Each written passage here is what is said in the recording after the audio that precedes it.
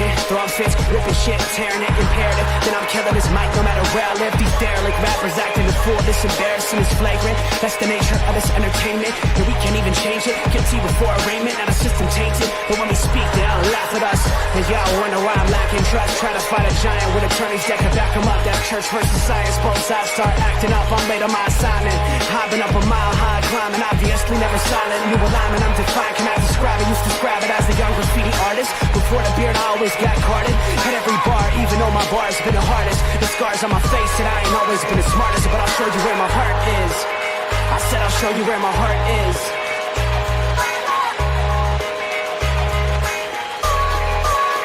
I can show you where my heart's at. See it on my sleeve. Even if the beat stops, my soul will not leave. If I never stood tall, nobody will ever see. I can show you where my heart's at. See it on my sleeve. I can show you where my heart's at. See it on my sleeve. Even if the beat stops, my soul will not leave. If I never stood tall, nobody will ever see. I can show you where my heart's at. See it on my sleeve. I can show you where the type of guy that would ride with the breeze. I'm higher than most people. I'm cold and icicle freeze. I'm liking to Mike Tyson. I'm a bison, a beast. I'm high like Jamaica, like right by the beach. My pops is from a spot where they're fighting for peace. 8 years old, out there watching people fight in the streets. All these sirens only make the violence increase. Yeah, we're still not loving police.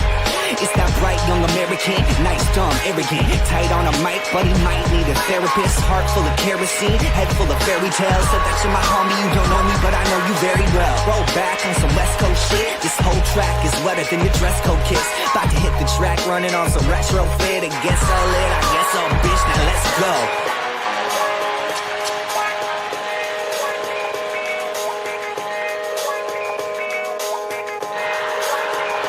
Show you where my heart's at. See it on my sleeve. Even if the beat stops, my soul will not leave. If I never stood tall, nobody. What's up, Sports Nonsense and Whiskey family? It's Tuesday. What up? January 21st. Happy birthday, Mom.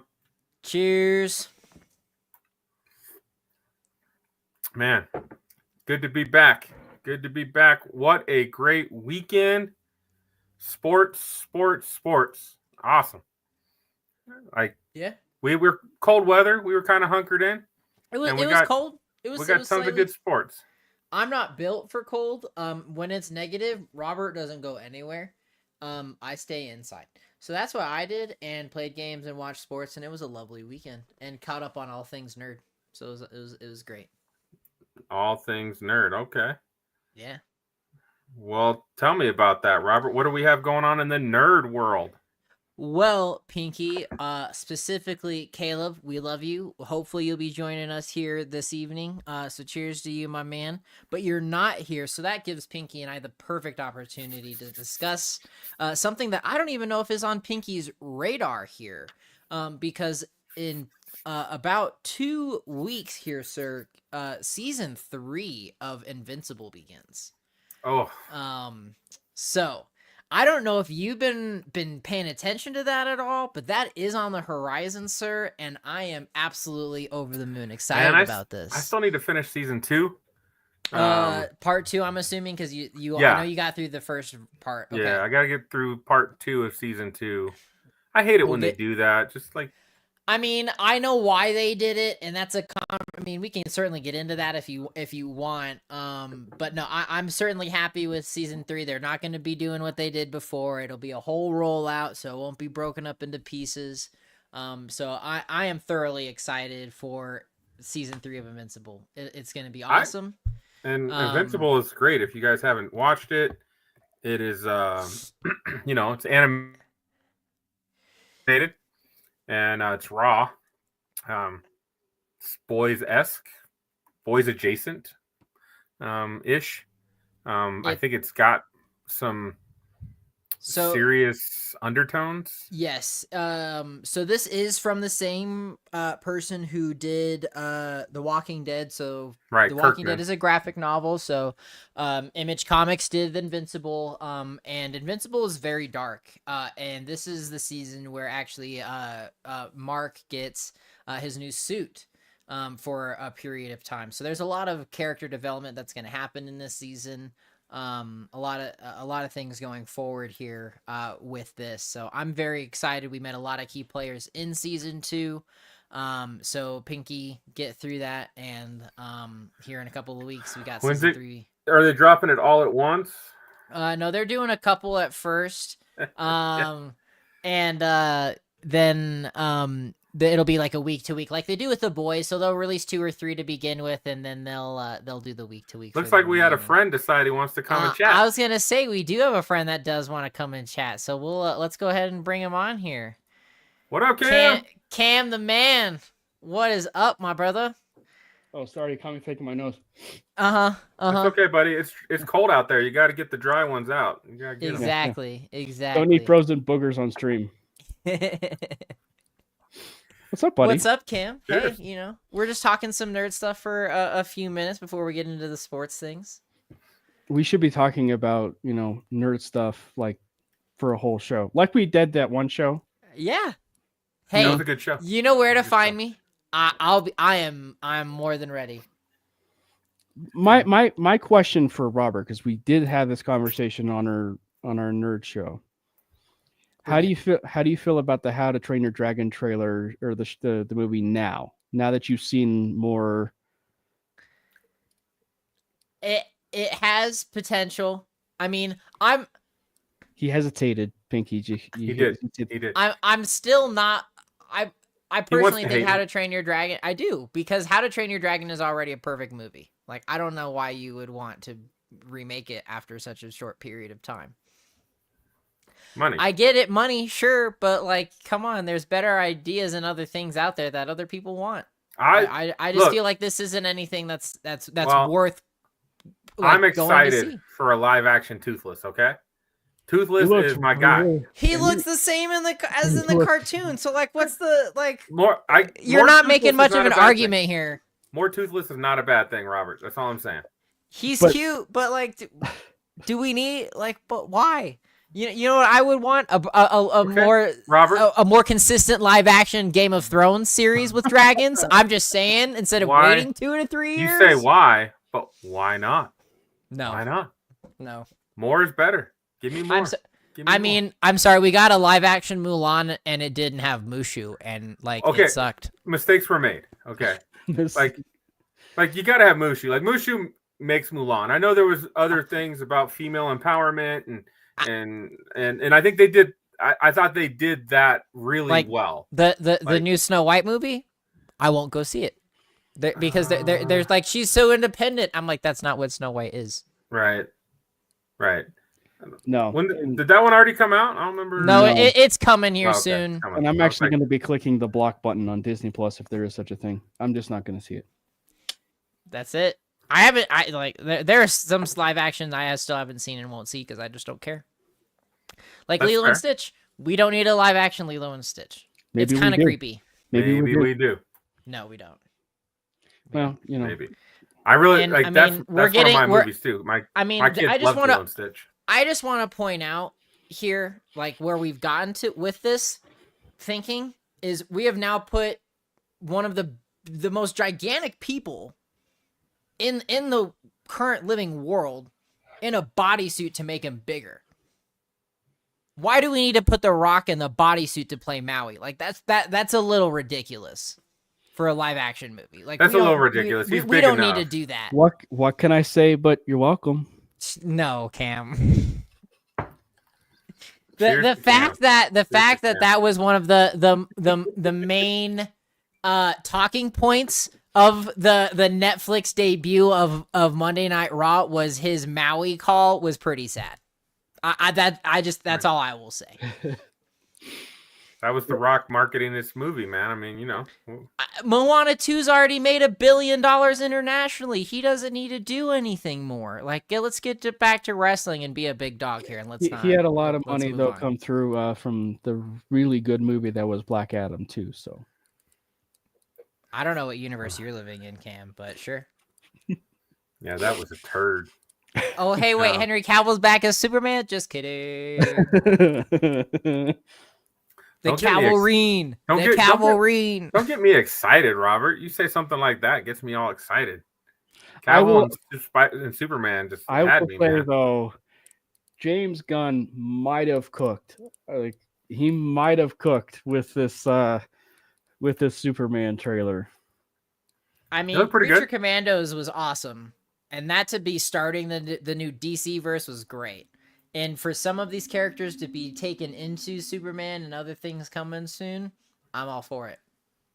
So And Crypto, I mean, like Crypto the Superdog. Come on. it seems it seems crazy that all these years and we have yet to see a Crypto actually appear in any of the movies is actually kind of nuts. There's so many. I mean, we had a brief moment in time where we could have had a phenomenal Deathstroke. Didn't get it. Like that With could have Snyder. been. That could have been awesome. Yeah. I mean, I loved Batfleck. I loved his version of it, and to see him and Manganiello go as Batman and Deathstroke would have been awesome. I would have paid big money to see that. That one is one that got away for me comically. And I hope that maybe here along the lines soon we'll get there, but the Green Arrow Deathstroke just isn't enough. That series kind of failed. Oh yeah, the Deathstroke in that one, yeah, he was not quite what they really needed. Now the Deathstroke in the Titan series might be a bit of a different. I mean, it Not had the the Titan. Yeah. Had the Titan series done better At the end. Yeah, they kind of threw it away there. They kind of cashed in, and it was sad. Yeah. I will say though, if James Gunn, it wouldn't be canon, but if he actually brought in the guy who played Nightwing, he was a really He was a really good Nightwing. He was a fantastic Nightwing. He's a really good Dick Grayson and a really good Nightwing. Which I mean, to your credit, Cam, they've only talked about Damian Wayne. There has been no other discussion of any of the other Wayne family in this. And the other thing too is because he is young, is I also would bring in the guy who played the Jason Todd. Red Hood, man. Yeah. If there's a few things I would add, Well, don't tell Caleb to go watch that show because he'll probably hate it. We're not. He hates everything you recommend to him. He's not here. Caleb's always been a Debbie Downer. I love Caleb to death, but he's always been kind of a Debbie Downer. So, and I will say though, miraculously, all four of us agreed on the Penguin. If you don't like the Penguin, there's something wrong with you. There is something clinically wrong with you. Absolutely, because the Penguin was a top-notch show. Yeah, and I'm on episode 8 right now. Oh, so I'm just at the very end of it. Okay, so we won't talk anything more than. Obviously, I know the Penguin lives, so it's just like. I mean, yeah. But it's just, I don't know. I'm excited about where things are going to go.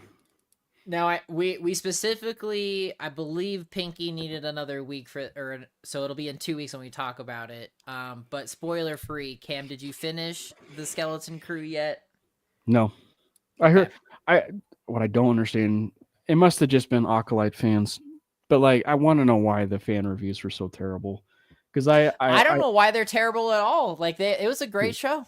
Because I even reached out to my really good friend Sayer, who's a Star Wars buff, and he's like, dude, it was phenomenal. Spoiler free, I asked him, I said, it's a Goonies style, isn't it? He said, yes, it is a Goonies style show. So it is everything that Andor was, and is a perfect filler until we get Andor in 3 months. Mm-hmm.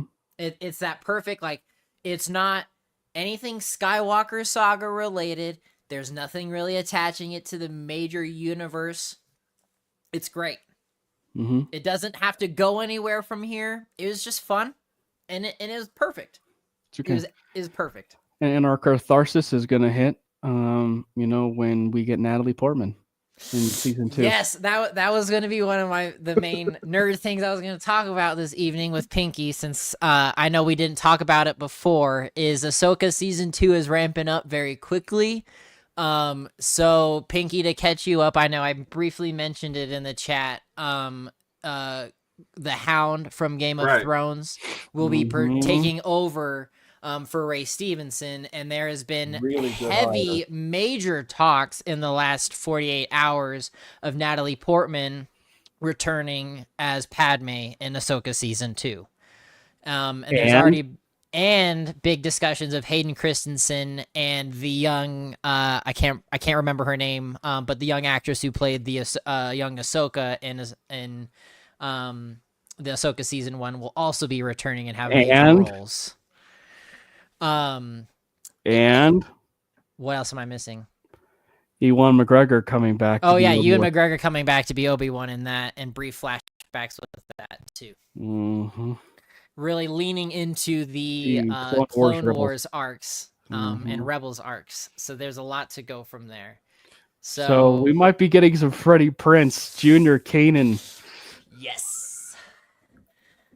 That'd be great. I would love to see him come in and take it, because they had the picture of him in the cockpit, so that it's already there. It just needs to be brought to life. I assume, Pinky, you've seen Ahsoka. I've seen Ahsoka. I've seen Andor. I saw Obi-Wan. He hasn't watched Clone Wars all the way, so there's a little. I've seen some of Clone Wars, but not all of it. Yeah, there's a little disconnect. All I will say, it's probably one of the best Star Wars television things I've ever seen in my life. The best probably Star Wars in terms of overall content I've ever seen since episodes 4 through 6 is the last 2 seasons, maybe 3 seasons of Clone Wars. Absolutely, yeah. 5, 6, and 7, phenomenal. Like, I don't want to play too much spoiler alert there, but like you see it in episode 3.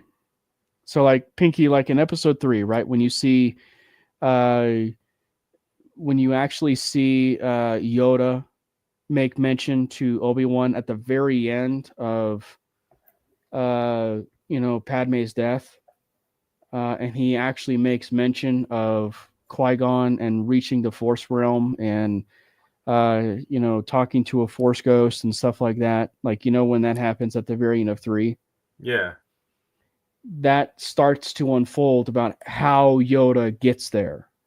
Like, it starts to unfold in in seasons 5 through 7, and how he knows how this happens, and how he's able to pass this knowledge along to Obi-Wan and things. It's very emotional. Yeah. Of a story point for Yoda, who you don't really get a lot of attention in unless you really watch Clone Wars, and it's pretty great. Mm-hmm.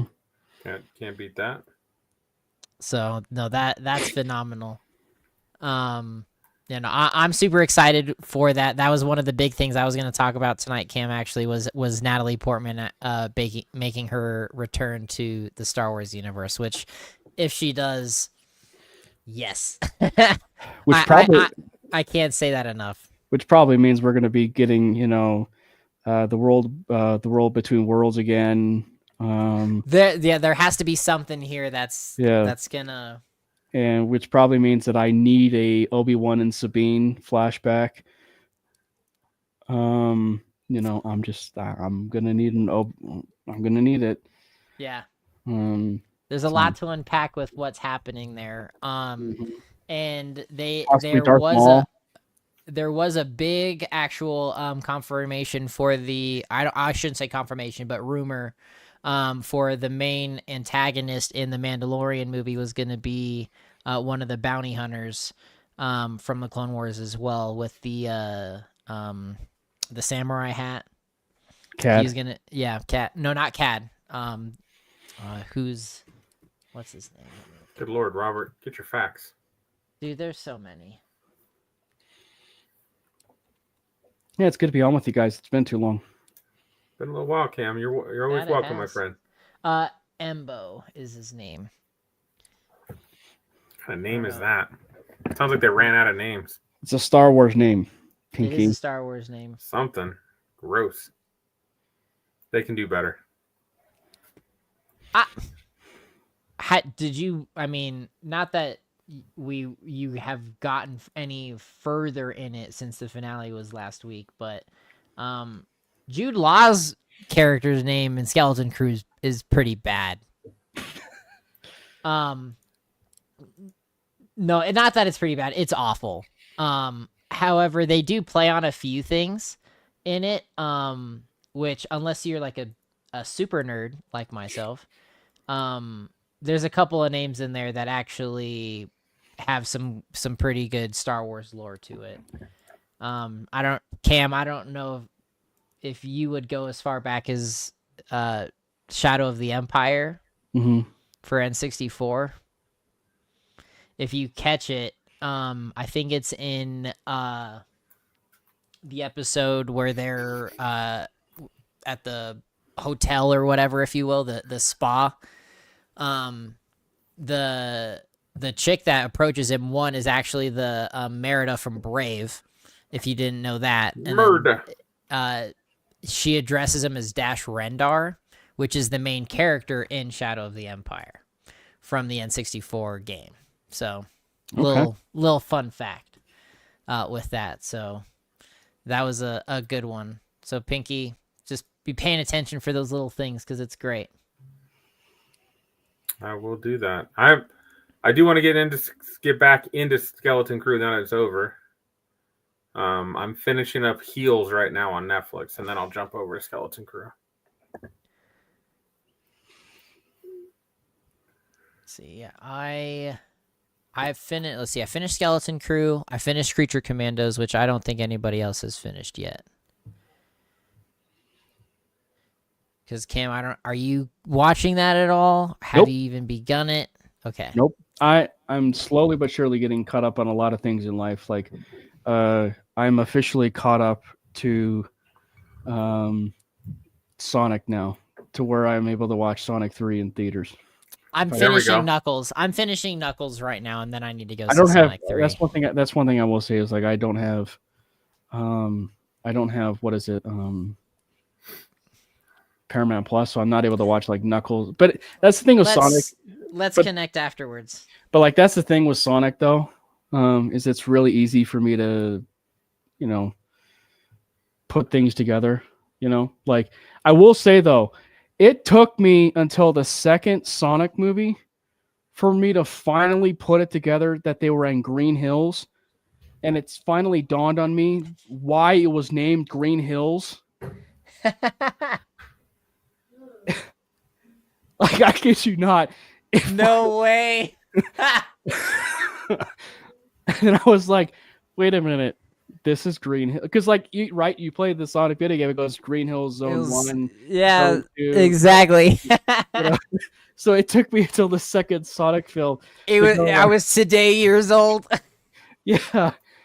But, like, it's not like I didn't know about it, but it was just like one where it's just like, wait. Oh, yeah, that's why it's called Green Until it's in your face, you're like, oh, yeah. Right.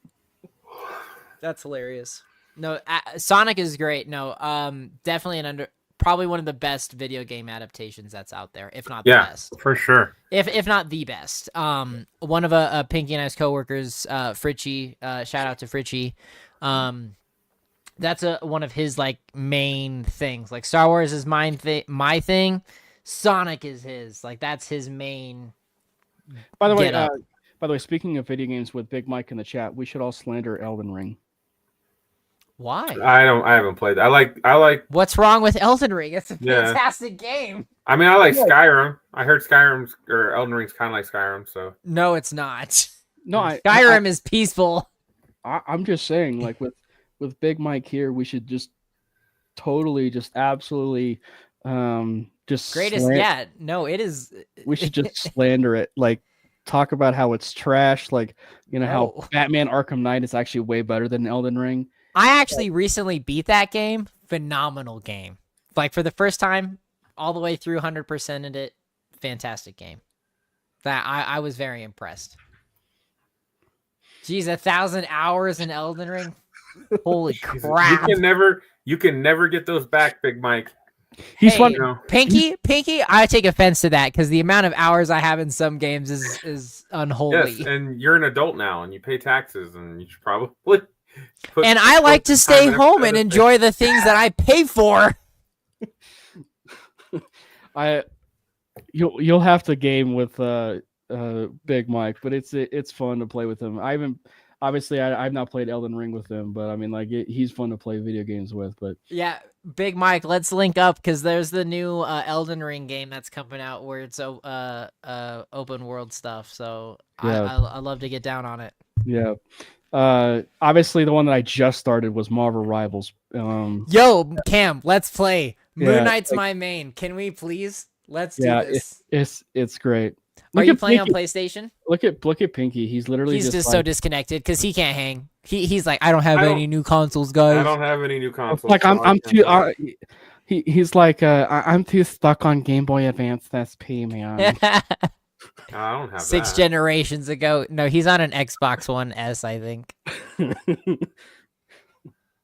So yeah, I just think that, like, regardless if I suck on Marvel Rivals, I think the one thing I love about it is you could choose like any character that you want and just like Have a good time. and just have It's a good great. time. It's I great. could have bought an Xbox today, Robert. Oh, but you didn't because you But suck. you didn't. But you're bringing it up to me, and you didn't. I didn't because So I what got do a you- tattoo. No. So What? no. Oh, Caleb's here. Dun dun dun. he jumped in. He wasn't supposed to. I don't. He wasn't supposed to, but he did it himself. Why is his crotch on the stream? I don't know. Why is he wearing a Carolina Belichick? I thought he was a Huskers guy. Is he about to get roasted on the interwebs for life? Maybe. Traitor. We'll see. No, he's a UNC. He's a UNC basketball fan. But no, Rivals is 10 out of 10. Great actually game. I really know. enjoy it. The guys at the tattoo shop were talking about it. They were like, Dude, they were it's like, amazing. They were going back and forth. It's so cra- good. It's crazy. Obviously, it's initial, and recency bias is a thing. Like, but like, I just am enjoying it way more than Warzone ever has. It's so, like, honestly, it's so incredibly rage-inducing, but Yeah. so enjoyable at the same time. Yeah, like it's just it's. I a get pleasure. like the interactions that come out of it are awesome. Yeah, It's just great. we just appreciate the fact that Caleb dipped, showed his crotch on the screen, and just Yeah, it was like, I'm out. now. Yeah, yeah, Cam. Seriously, let's play. Let's do it. I'm playing a lot with my brother and my buddies, so let's do it. And then we'll literally drag Pinky, and then he could just use like one finger for the buttons. Which, by the way, for the manual Pinky, We can make him the support. they do show you the buttons to press. Okay, you just got to be quick. I know how to play games. No, I'm just saying, but due to the mean- fact that you're 85 years old, they show you the they give you the buttons to push on the. I was playing games before you were born. Ken. Yo, Big Mike, here. my uncle is like heroin addicted to this game. It's a fantastic poker game for those that don't understand, like, know about it. It's a great indie game. A solo guy made it. It's a big problem once you get into it. Fantastic game. Yeah, but yeah, we'll definitely link up. Yeah, for sure. Because But- I've been sadly- playing it on my PlayStation mainly, so I can play ranked with my brother. And sadly, Big Mike is on L box. Just so I you know. mean, I've got both. I mean, I have all three. If we're really gonna be honest, I mean, if you're a real gamer, you have all three. Like, so you can play. I can't anything. wait. That's why, like, again, I got Indiana Jones. Not that it's good on Xbox. Get that 60 frames, bro. That's a great game. So, But yeah, no, it's fun. What else did you guys want to talk about? what else? What other nerd thing did you have? You had one last thing I think you wanted to mention.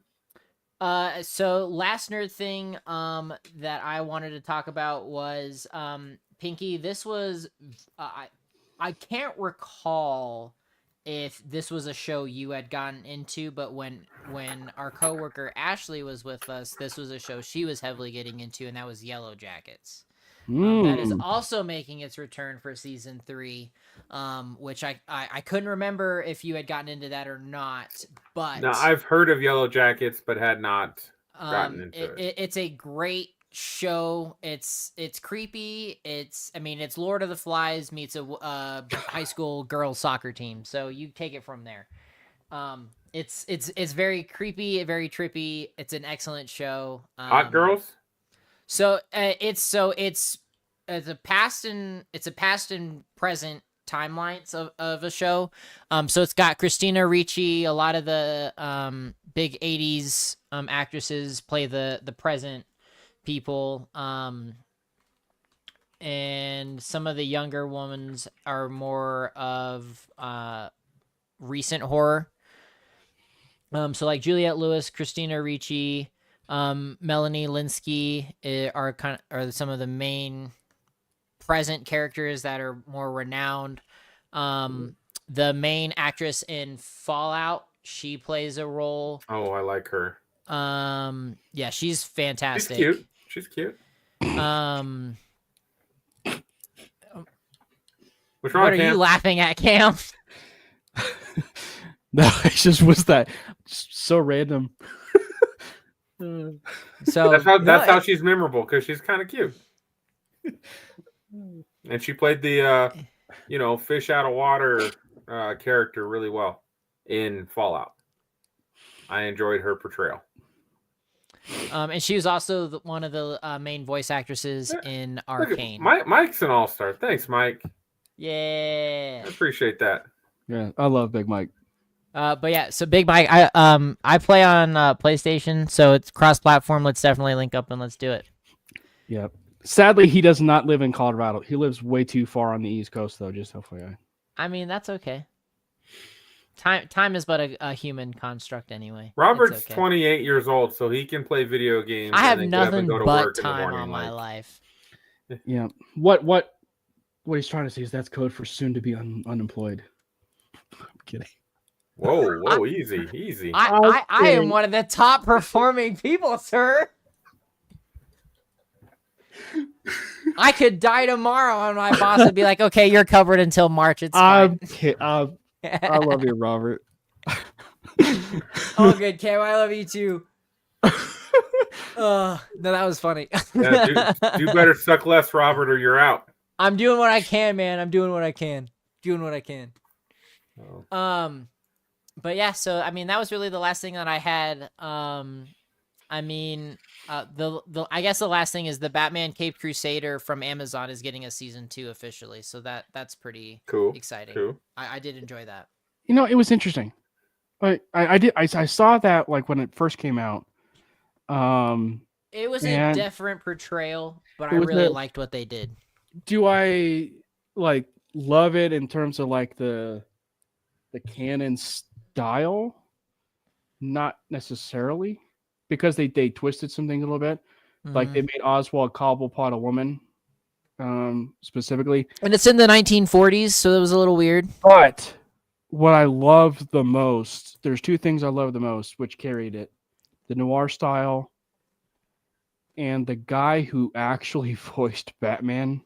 Oh, he was great.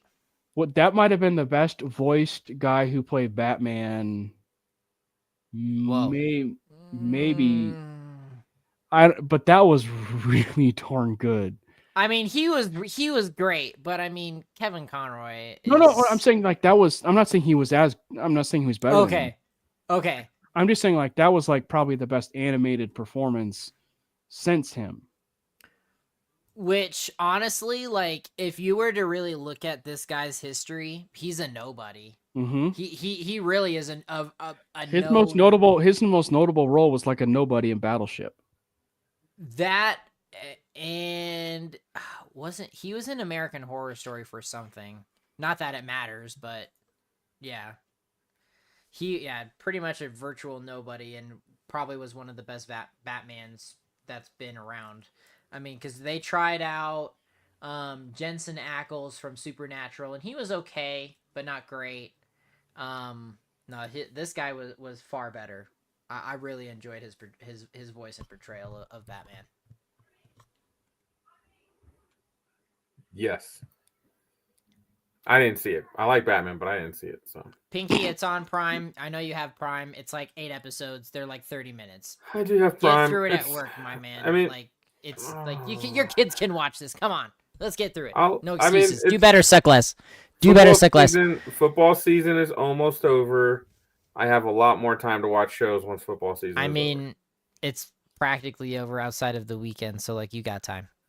Get it done. That's not how it works, Robert. Yeah, it does. What were you watching while you were doing your tattoo appointment today? You could have been watching They put on Killers Game with Dave Bautista. Then they put on Venom, The Last Dance. That's so awful. And then Blade. Watch the original Blade. So I have the trilogy on digital, and that's That- There will ever be one blade.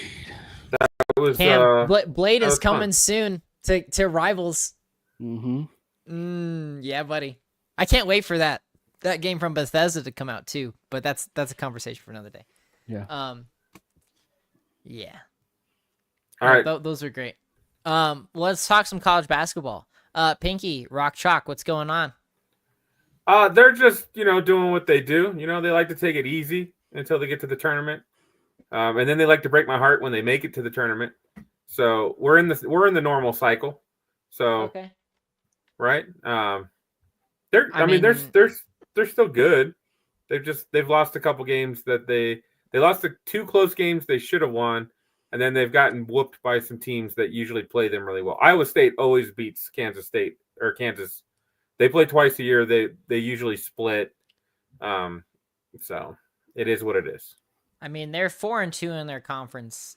Houston's on top, 6-0.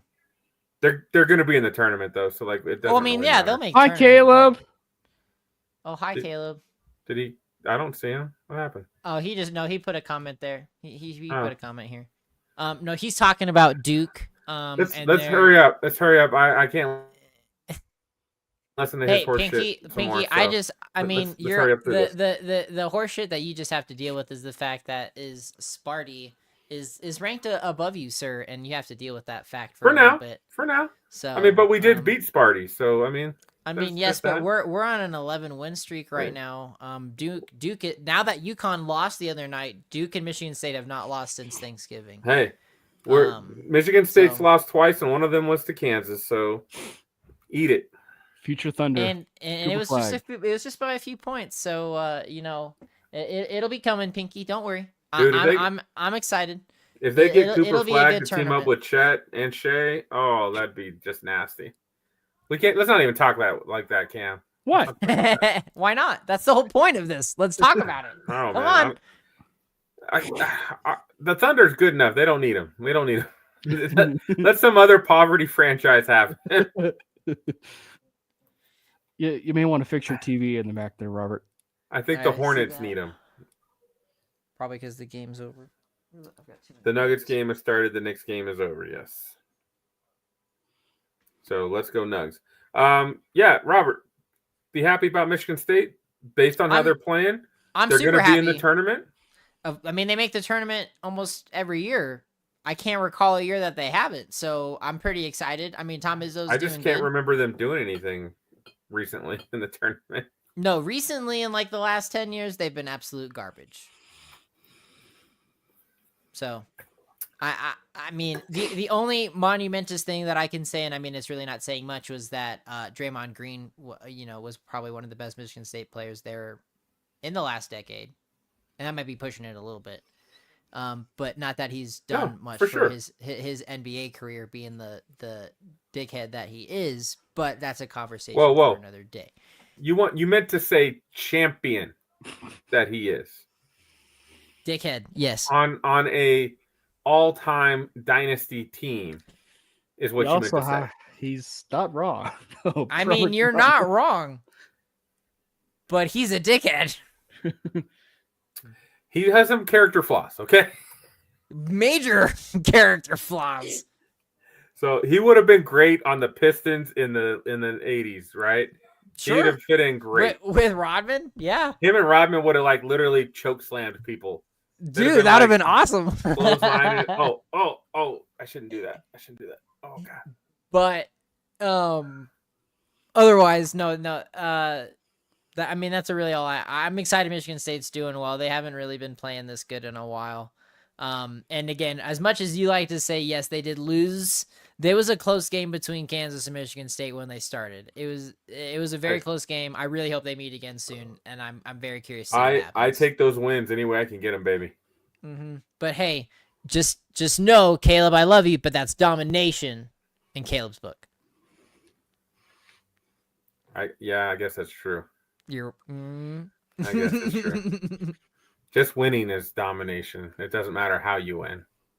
It's just winning. It's just winning. Love you, Caleb. Stop giving him flowers. He'll be on. Go Big Red, Caleb. Go Big Red. Gross. I say it with love. I say it with love as I stir the shit pot. All right. Well, since Caleb's not here yet, talking Nebraska football. No, we are not. We are not talking Nebraska football. There's no reason to talk Nebraska football right now, except for they play in the same conference as the national champion Ohio State Buckeyes. I mean, that's the only thing they have to really discuss at the moment. They lost to Michigan. They're in the same conference, but they also competed against the national champions. There's that. They did play 3.5 quarters. But then Marcus Satterfield was a terrorist, and he decided to act just dumb at the end of the game. That's a story for another day. It was a good game. I watched that game, and they just kind of gave it up at the end. Do we talk this, or do we talk what? To pick another topic till Caleb comes on? He likes college football a lot, so I was trying to kind of hold on till he gets on. Cam, Pinky, do you watch wrestling at all? Well, yeah, I was gonna say, Pinky, you've been watching a lot of the new Raw on Netflix. Give us your rundown of how that's been going, because I have not watched the last 2 weeks. I've been doing other things. Cam, have you watched? Give it to us raw, Pinky. Look, I'm gonna tell you guys right now. If you're not watching Penta, you're missing out. That Pinky's guy on the bandwagon, is everybody. awesome. You watch his match, man. To me, it's like watching Logan Paul. Logan Paul's matches are always entertaining. Hey, which him or hate actually, real quick, is Logan Paul actually going to be still wrestling? Because I've seen some things. I'm just not entirely sure what the hell is happening there. It's true. They're going to bring Vine back. So No, he might he just. Let's go. He signed his contract. His contract was up. Now we're talking, Cam. I hate this TikTok shit. Bring back Vine. Anyway, go ahead, Pinky. So he's back. He signed his contract. He's coming back. He's actually back this Monday. Coming Monday? I don't know if you watched or this wrestling at all. last week? Yeah, This just been a while. next coming Monday. Okay. Logan Paul is awesome to watch. Love him or hate him. I as a love him. person. I think he's great. I mean, as You much actually- as disdain I have for the Logan Paul, like the Paul brothers, he's a fantastic athlete. And I will give credit where credit's due. He's the one of the Paul family that I actually like. I don't like him in general, but like he's like the one. If I was to pick one, he would be the one. But also, I think like the WWE style fits him really, really well. He gets to be a character and be brash and and I actually think that it's funny. We were kidding, but like the Vine popularity, the TikTok popularity, the Instagram Reel popularity, like it fits his narrative too, like of who he is. Like it's a Miz style, right? Like right. And it's just like he's just so good at it, and he's also super athletic, and he deserves a lot of credit for how he's trained. Because I have to figure out. You said that I should dress as the Miz for your party here, Pinky. Yeah. Which I gotta figure that out pretty quickly because that's in a couple of weeks. Cam, you're welcome to drive down if you want to drive down. Aren't you guys like in Kansas or something? No, man. Colorado Springs, north side. I don't need to click these ruby red slippers here, Cam. I'm like 20 minutes away. I'll come and get you. We're doing a bash at a local dive bar, watching Royal Rumble, which is on my birthday. Happy belated 89th birthday. Well, I look good for my age. That's all I'm saying. I look good. You do have a lot of gray hairs in your beard. I do. I have a lot. Have you And met his kids? I've That's really why battled. that's why he has them. I've really battled with, should I dye them or would it be too obvious? Because everybody's seen me with gray hair. So if I dye them, now I'm just holding on. So Yeah, it's true. You're already holding on to a lot of things, but that's okay. oh, easy. Wow. Man, Robert, I'm going to tell you right now, that bus does not feel good. Okay, it doesn't feel good. I expected from Caleb. I thought we were good. I thought we were friends. We are friends, but I'll call it as I see it. No.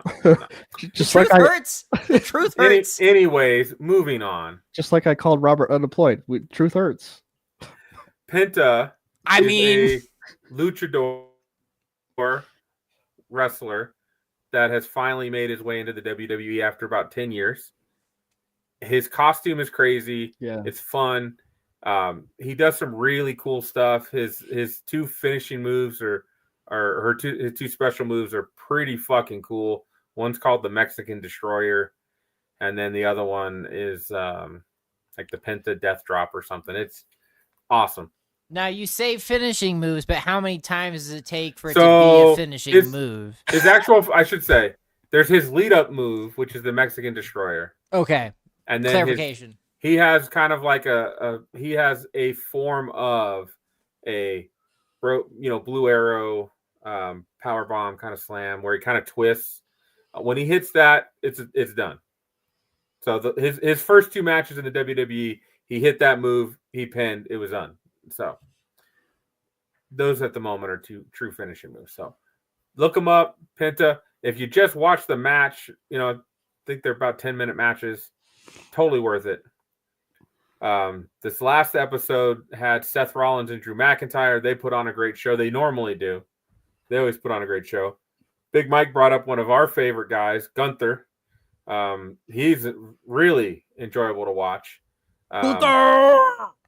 Kind of a dick, but I like that arrogance that he brings, and I like that he says, I don't care about the fans, I don't care about the drama, I'm just here to win. I like that.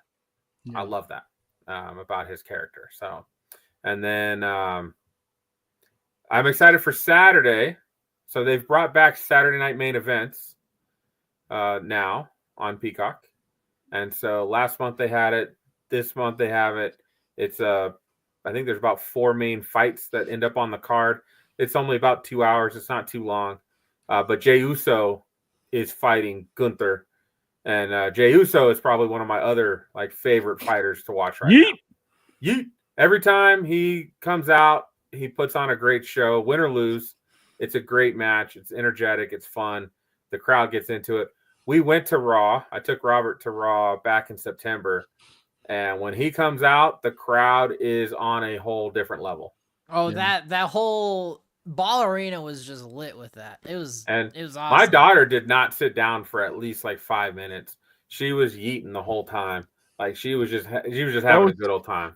The one from last year that everybody talks about, I want to say was France or something, when they were overseas and they were he was doing the yeet and it was overseas. I forget where it was.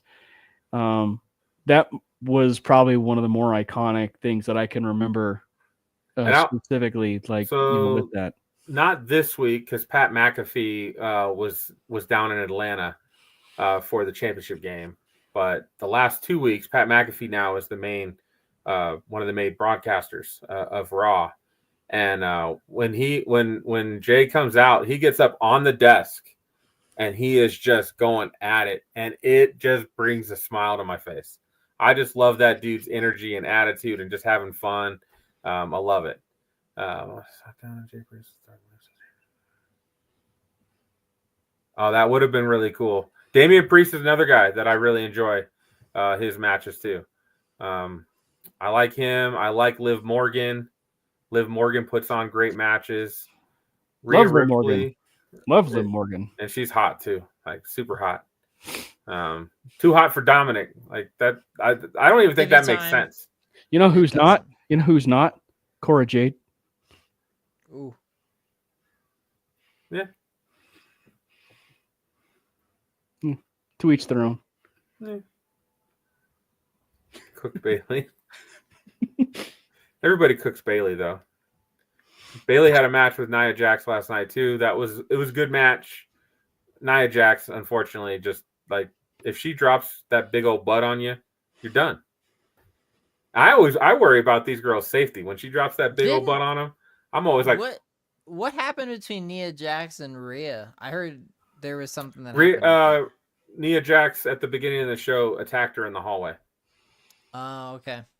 So, before everything got started, she came over, and it's always funny when they cut those because like you always see the wrestler have just like the wrong timing of looking and then getting ready to get hit because they know it's coming versus just like it being a complete surprise.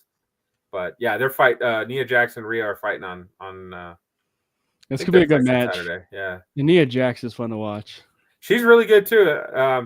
I always kind of make fun of them. They haven't found the right combination. Actually, they had her in a leopard print that actually made her look okay.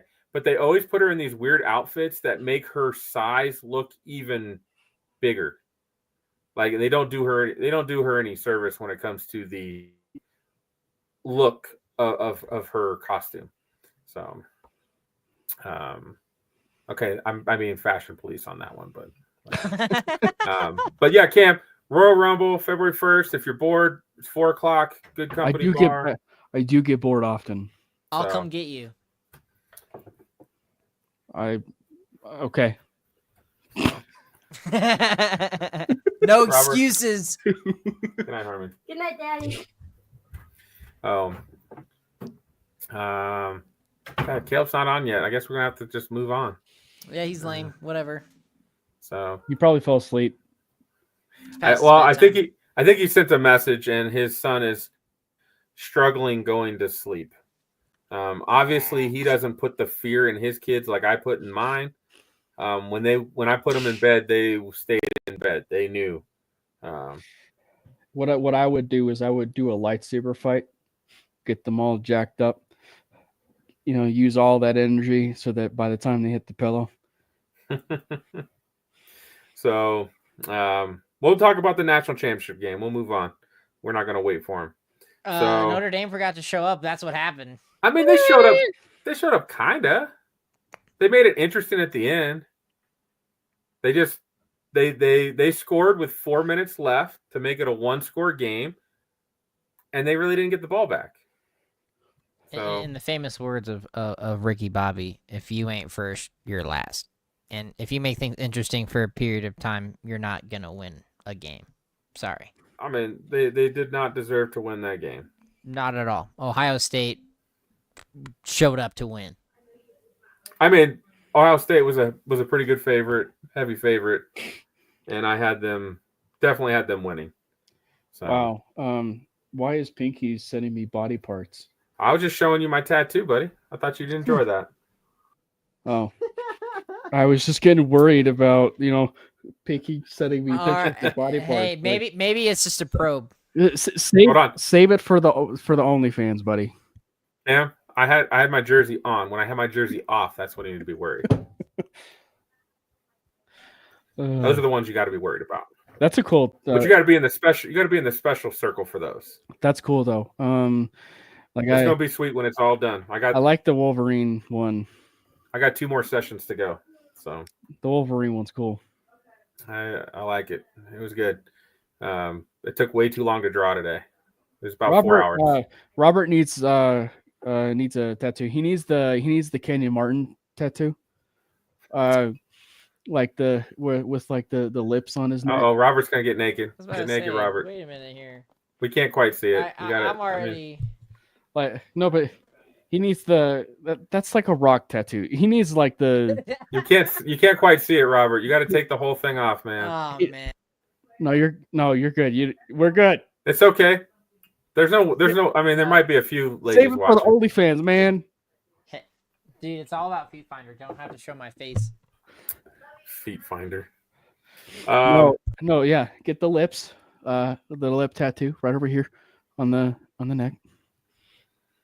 That was always weird. It was weird. Ohio State came out of the game, come out of the gates 21. It was 21-7 after going down 7-0. and they just kind of built that lead. Then I don't feel like they unleashed anything in the second half. They just played it easy and cool, and just did enough to win at that point, which is okay. Like, Pinky was kind of like Super Bowl 50, where it's like Ohio State was like always on top, and there really wasn't like a moment where where you felt threatened. Remember the Patriots-Eagles Super Bowl with Brady versus McNabb? Yeah, that was a great Super Bowl. And when you look at the score, you're like, that was a close game. If you actually watch the game, you were like, no, that like the Patriots were never in jeopardy in that game. Right, and that's exactly what this one was. I could agree with that. Yeah, but that Jeremiah Smith, man, is a dude. Man, isn't it so sad that dude still has to play 2 more years of college football? He could come out and be a part of this class and be wide receiver 1. Absolutely. Like there's players. It's not for a lot of positions. Like size matters. Like for linemen, right? Size does matter. Size and strength matters. And like people would have said, Jadeveon Clowney could have came out after his first year. I don't think so. I think he still would have needed to build some more. Build up a little bit more. But Leonard Fournette, I thought Lenny could have came out after his freshman season. Odell Beckham, for sure. Odell Beckham probably could have come out. Julio Jones, actually. Julio Jones was a guy that was up there as well. Like, I almost feel like they need to reduce this to like 2 years outside of high school, but they're not going to. But Big Mike was a 5-star recruit out of high school, but failed. Well, we don't always make it. We don't always make it. And most of us have vices like women or beer or alcohol. All right. That happens. National championship. Robert, you said you watched. What did you take anything away? Yeah, Notre Dame just, their quarterback was scared. Riley Leonard is awful. I don't know. He's hard to figure. Dude, he was. I hate to say it this way, but if you watch that game, he looked like a bit of a bitch. That whole game. He looked like a bitch. He's just hard to figure because, he and Will Howard actually are like a prime example because it's like, at the end of the day, like when you look at them as like prospects, like it's just so weird because like Will Howard's throwing motion, Riley Leonard's throwing motion. I love the throwing motion of both of them, and so and also like at the end of the day, it's all about, as we found out with like Bo Nix and Peyton, everything. Like it all is about like the pairing of like who you have as offensive coordinator or or whatever. So it's just like I'm not saying they're going to be successful, but it's just like when I watch, this is weird, and I don't probably have a lot of analysis to back it up.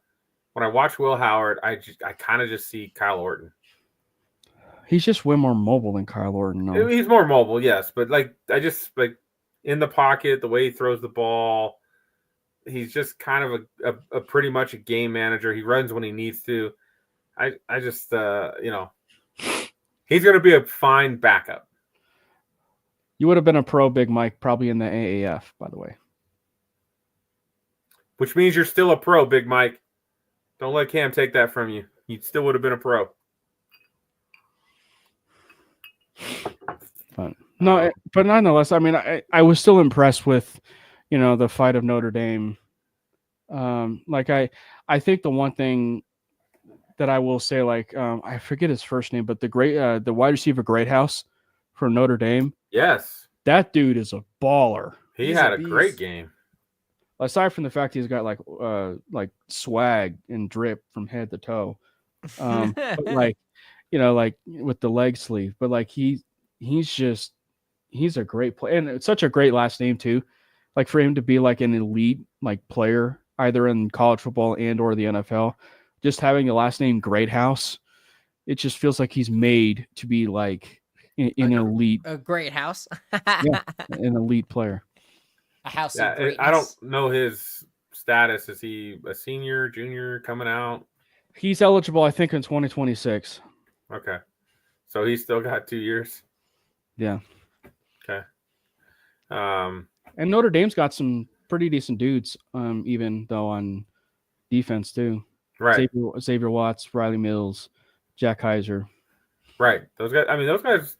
They played tough all year. I'm pretty impressed though with Notre Dame overall. Though I don't think the national championship should deter, like anybody that like looks at Notre Dame and like looks at them negatively. They don't really do a lot in the transfer portal or NIL, do they? Well, one, they're an independent conference, and I don't think they do overall, but they were able to get Riley Leonard in the portal. But I do think though that like it should not like deter them one bit like from the media to be talking negatively about them. Obviously, everybody would be focusing on the Northern Illinois game, but just the simple fact that Marcus Freeman was able to go from like that specific game and really turn things around for them and really get them to the national championship game can't be understated. You know, like obviously, you know, they ran into a buzzsaw with Ohio State, but like they really turned a corner, and in large part it was a lot to do with Riley Leonard and his performance over the course. But that's and that's what's great about the playoff, right? Yeah. In a selection committee, you could see when we were doing only 4 teams and selecting, you could see a couple of the teams being put together and being like Notre Dame, like, yeah, they've only lost 1 game. They haven't played anybody. And they did lose to Northern Illinois. I could see them leaving them out. So, best thing about Notre Dame last night were those jerseys. Those jerseys were freaking awesome. Those jerseys were awesome. Yeah. If I liked Notre Dame, I'd be like, can I get one of those jerseys? The green uniforms that they have are like the classic Phillies. Those are yeah. But Notre Dame's just a Penn State's the same way. Penn State's have got, you know, just that classic, you know, nothing on the helmet, just the pure white helmet. Notre Dame's the pure gold helmet. I mean, like, you know, what would have been really awesome though, is if, and I'd be curious to see how things shaked out. I love the format actually, and like at least on the surface of getting things started, because I liked the idea of putting the championship teams, the ones that won the respective conferences, and giving them a bye. I at least like that originally. I'd be curious to see how they can. I think they're going to get rid of that. But I'd be curious to see how they tweak it a little bit. But I at least liked the initial process of that. Yeah, I think they're going to get rid of that just because the 4 teams that got the buys all got freaking just smashed. So, but I think what would have been absolutely epic would have been a college football playoff game at Boise State on that blue field. That would have been just absolutely epic. That'd have been cool. But they got the bye, so they didn't get a chance to do that. Little bit of draft talk from last night. Yes. Judkins stood out quite a bit. Henderson's awesome too. Like those, you draft either one of those dudes, I think you're happy. Like I like them both. And I know Caleb in our chat while we were watching the game, he regretted not going a little bit heavier on his take that if you gave Judkins or Henderson by themselves more work, they could have put up Ashton Genty numbers. Maybe. It's hard to say. Now, again, I think you play much better defenses in the Big Ten overall than what Boise State played. So I think there would have been, but So I don't know if either one of them on their own could have put up those numbers at Ohio State, but I think they could have put up much better numbers if each one wasn't kind of cannibalizing each other. Yeah. When it comes to a number standpoint. But also in terms of draft stock, I don't know whether or not Judkins is going to clear. That's still remain to be seen. But I mean, what else is there left to do in college once you got that title in your hand? Well, the one thing you can for sure say though is you come back as a national championship and you'll be running back one. I think he gets drafted over Henderson right now though, so you can't. But we can't say that because the draft is such a fluid situation. I mean, I could see a world where it happens. Now, if somebody wants to pay him, you know, and pay him the 5 to 10 million NIL money, which is about what he'll get less than that first year. His contract will be more than that for the 4 years that he'll get. There could be another team. There could be another team pony up and offer 5 to 10 million NIL. Yeah, for sure. I could see that happen. I feel like he'd be, again, a lot of times the one, and I've listened to Rich Eisen debate it a lot. He loves talking a lot of the different things about the transfer portal and NIL and different things. And he's just like, you could stay, but if you are a player that's going to be drafted in the first 2 rounds, you're best to get your clock started on your second contract of the NFL. Honestly, my takeaway from the national championship from the running game side of things was more so why recency bias in sports takes has ruined the sports talk game, in my opinion. And even for opinion. I mean, obviously, I would have, Cam, you don't have whiskey in front of you, but I would cheers you. Because I agree. Because I'm not trying to take away from performances of like a Judkins or a Henderson. They put together a great performance. I'm not trying to even, put away, the offenses of, like LSU, right? Or anything like that. But again, like we lift these guys up, to where we start talking about them as the best, right? Like the best, running back duo in college football. Well, like, Lindale White and Reggie Bush exist, like for, down at USC, like even the Nebraska running back teams, like they exist, like there's so many more teams that have been out there, even in the past, that have been as good, if not better. Frank Gore. Yeah, exactly. I mean, like that exists, that's out there. So I just think that recency bias, just as a whole, so not necessarily running backs, but it is ruined a lot of sports talk in general because, and I think it's unfortunate. And I mean, obviously, we always want to support people no matter the, who they are, age range, and whatever. I just think, unfortunately, like a lot of that sometimes has to do with the age range of people that are coming up.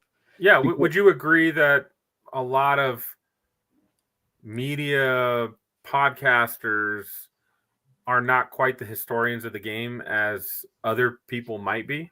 I wouldn't say historians. I might say historians, but I would just say historians from the standpoint of like the content creators, good, and they're good content creators, but like the content creators, I feel like in terms of that have really caused podcasts to be popular are probably within that age range of like 18 to probably Robert's age, right? Like 20, 28 or so. Right.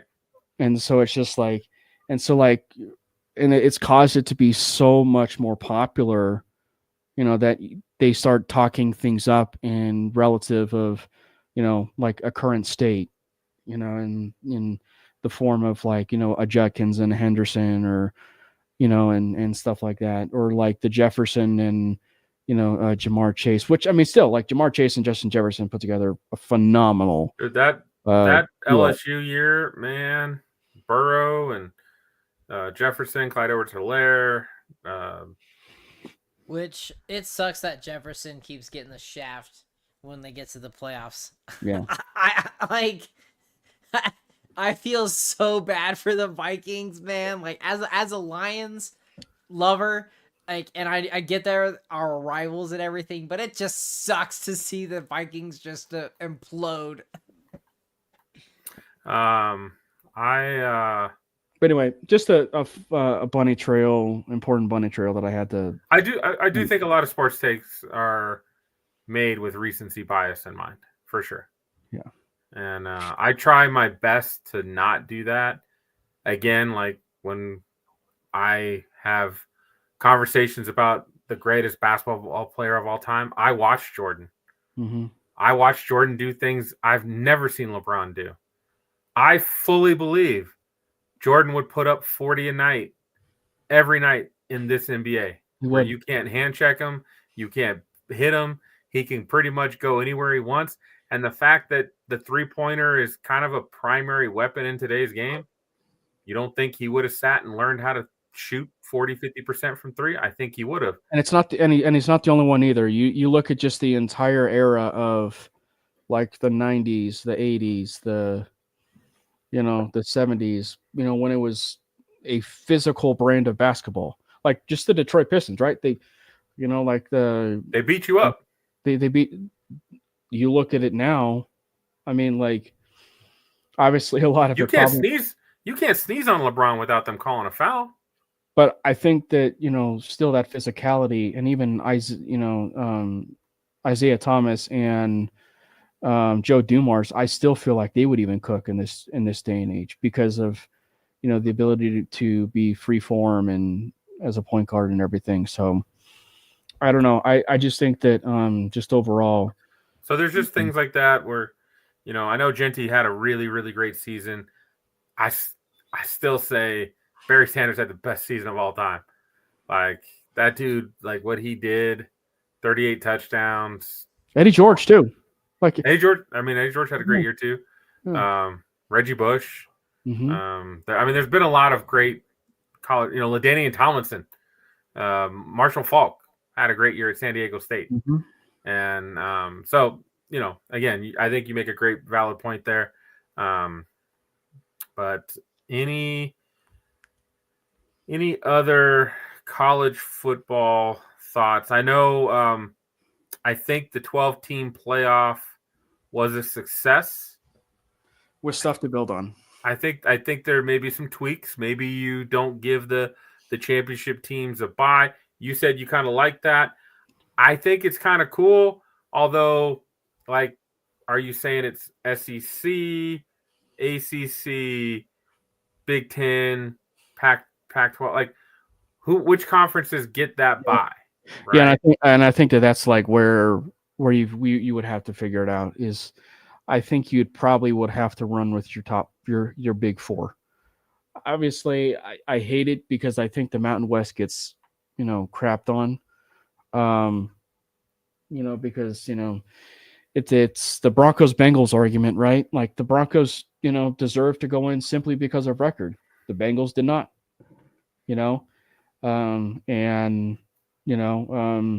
Alabama didn't deserve to win. To go in. If they deserved to go in, you would have beaten Oklahoma. Well, and again, Alabama lost like 4 games. Could you have made the case they have enough talent and could have put up a good game against any of these teams in the field? I think you could. That's not the But point. you got to win the games. Like you didn't win them. You didn't win enough. But I think that in terms of the bye weeks, I think that you probably would have to start with the top 4. So it would be, SEC, Big 10, Big 12, and ACC. Yeah, so I think I would still go with like the top 4 ranked teams, like regardless of conference. Like, but if they build off of that, and the conference stuff, I probably would use that. But I mean, I wouldn't even be the least bit upset if they did it off of, the top 4 seeds. And if they leave it alone, I'm fine with that too. This just happened to be a year that, again, the teams that didn't have to play week 1, which again, you could make the case some of the teams that made it out of round 1 played some opponents that maybe weren't the greatest. Like the records were good, but maybe like talent wise wasn't up to snuff. And that's why they got into round 2. And then again, they had a game under their belt as they're going into round 2 where the teams on the bye did not. And that's why, again, rust is a thing, right? Well, and I think that what'll be very interesting to see is, you know, what are the guys what are the teams gonna do that got bounced early? What are they gonna do? Because I think that's like the one advantage that in terms of the first college football playoff that I think maybe not a lot of people are talking about, and that is like the teams that got bounced early. They already experienced it finally. Like they already experienced. They're not the only ones that were in the college football playoff, but the ones that got, you know, bounced early. So how are they going to do things differently? They're going to treat the transfer portal like an actual NFL free agency, and that's all they're going to focus on, or are they just going to, you know, coach a little bit better, tweak things a little bit better, you know, make sure that they know that, okay, we're going to be playing at Ohio State again, and I'm obviously referencing Indiana. You know, we're going to go play, you know, Ohio State again. We don't want to get blown out. We don't want to get blown out. You know, we want to make sure that if we lose to them, we lose to them because of a good game, not because of a 56-7 game or, you know, a complete blowout. You know, Boise State would be the same way.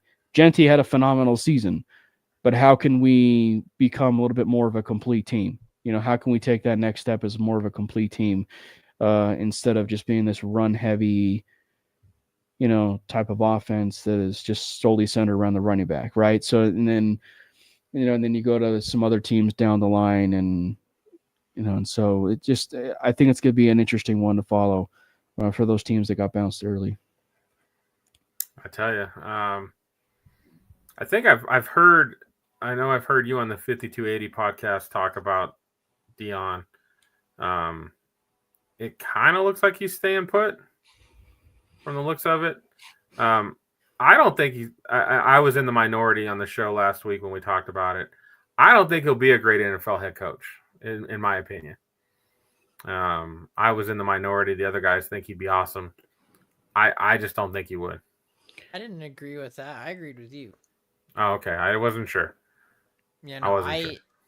From what personally, from all that, again, I mean, I didn't get to see Dion play. So just, you know, I'm a youngin. He's part of the recency bias, Pinky. Yeah. I personally think from everything that I've seen from him just on social media as a whole, and what he's put out there, he's a great developer, but a lot of these NFL guys just have too big of a head of an ego. And I don't think that'd be something that it would be, it'd become a conflict of interest and become something that is, it would ruin it for him. I think Dion would be a good head coach in letting you be you, letting you, and also not just letting you, but also encouraging you to build your brand, make your money. But I do think when he sees you fuck up, I think he would absolutely call you on it and belittle you. And I don't know NFL superstars who would really want to would accept that. But by the same token, what you're describing is a CEO's type of style coach. If you're able to stylistically be able to delegate a lot of responsibilities from the staff to members of the, you know, to the other coordinators and stuff like that, then, you know, I think you'll actually translate really well. And I think that's one of the reasons why, you know, CEO type style coaches really work really well, whether it's in college football or whether it's in the pros. And I think also too, it also comes with the backing of ownership, right?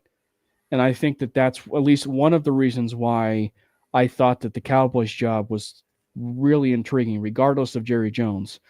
But because of the fact that, you know, he's so stubborn enough, Dion is stubborn enough to where he could be able to push back on Jerry and push back enough on Jerry to be like, okay, no, this is exactly how things need to be done. But I also think that even the way that Dion has been running the CU football program of simply just using the transfer portal is enough of a piece that, is going to translate to the next level, because everybody's always said the transfer portal is basically NFL free agency. So however you handle, your situations there, I think is going to easily translate. And then he's a former player. He's a former player. He's going to be able to relate to a lot of the players. And even if they are a bit headstrong, you know what I mean? He's a name. Dion is a name. And one of the best things that you can ever have on your resume, look at Travis Hunter. Obviously it's college, but like one of the best things that you can ever have on your resume is be coached by Deion Sanders right now. And Travis Hunter, it is probably one of the best human beings in this draft class. And so I just think that, when you look overall at it, I think he would fit exceptionally well. But he is also a Colorado Buffalo, and we despise the Colorado Buffaloes because I'm a Cornhuskers fan and a Dylan Raiola fan and Matt Rule fan. They hate us because they ain't us. And so I will say, I think the reason why I'm kind of curious about Dion is I feel somewhat like it might be a Jim Harbaugh situation where he loves Colorado. And I think it's one of those cases where like he's either going to be staying long-term at Colorado or he's going to be taking a long-term job in the NFL here soon. So it's like 1 foot in, 1 foot out. Yeah. Welcome, Caleb. Hi, Caleb. Hi, guys. Caleb. I'm glad you got Merrick to fall asleep. And We'll see if it lasts. But for now, it looks good. we were just finishing up You have a college beautiful football. beard, Caleb. Thank you, sir. That's his winter coat. Appreciate that. Look, Dion going to Dallas, I think, is a far-fetched dream. But Now, yeah. if you're going to do that dream, I still think it would be amazing to watch Jerry go all in and send Dak and swap first and a second or something to Tennessee. And Nobody's taking Dak. I know. Why do you hate dreaming so much? Why do you hate playing the what if game so much? Yeah, Because geez, it's Pinky. so- Don't you live in imagine fantasy land? Come on. It is so dumb and beneath us that when I see those stupid ass dreaming ideas, they just make me want to puke. Hey, Robert, remind me to post a dreamy idea on Twitter of like a what if scenario just to I piss got off you. Pinky. Dude, I got if you. I'm Don't worry. Tennessee, Pinky hates dreams. He hates happiness. I do not hate happiness. I'm If one I'm of the happier Tennessee, guys you know. I would take that I don't deal in a know. heartbeat. I feel like you hate happiness because I feel I like love happiness. then you should dream more. Easy. No. Okay. Dreams that can be reality. Nobody wants your garbage. Pinky, And nobody's in going to reality- trade for your Pinky, garbage. reality is depressing. Let's accept Pinky, it. in reality, Let's live in if you're dreamland. Tennessee, you wouldn't take that deal? Fuck no. You're foolish, I am not dude. taking $60 million a year for Dak, who hasn't done For, shit. for Tennessee, it would be a wet dream. Dude, that would be amazing for Tennessee. You get multiple first, second, you get a quarterback that you can roll with for another couple years easy, and you get to restock all your cupboards. And in a lot of people's eyes, I know we don't feel that way, but Shador and Cam Ward are not franchise guys. I mean, They're both look, like 50-50 split with NFL scouts from what I've been hearing. They're Look So, who's made it to the you're NFC rolling the dice with Championship those guys. before You're rolling Dak it. ever did, and Dak's considered a pro. And I mean, who's doing it this year? Look, I'm just saying, sometimes these what ifs are more actually logical and beneficial than people want to give credence to, only because they want to talk about it being a pipe dream. But if you sit down and really think about it, like, Jerry should have signed Derrick Henry. There is zero reason why, no matter what Jerry wants to spew out of his mouth, that Derrick Henry wasn't on Dallas. Because he's okay. So I'm just saying, sometimes it's fun. And sometimes they're actually, more logical than originally might be acknowledged. Let's be honest. I don't see a lot of logical trades out there in the Twitterverse. Of course you do. That it makes me want to throw up. It's because you're blind. It's okay. I'm not blind. I'm half deaf. Not blind, Cam. Not What? blind. What? Sorry. Half depth. What? Half depth. Yeah. Repeat You said, again. what? Excuse me. Sorry. What? Sorry. In my good Caleb, ear. you know that one, right? Oh, yeah. What? Oh yeah. Yeah, Oh, he gets it. In my good ear, please. Big Mike might get that one. He might be gone by now. But It's So yeah, Dion. I thought he'd do 3 to 5 at Colorado and bounce, and now it looks like it's an NFL job, which I didn't think he would do, or lifetime at Colorado, which I didn't think he'd do. So either way, Dion's about to. I think his next step, either way, is going to be something that I didn't anticipate him doing long term. That's why I'm thinking it's CU long term or NFL, like a Jim Harbaugh situation. Which, by the way, side point, if I'm a recruit actually that's going to Boulder, I'm kind of 1 foot in, 1 foot out myself, because it's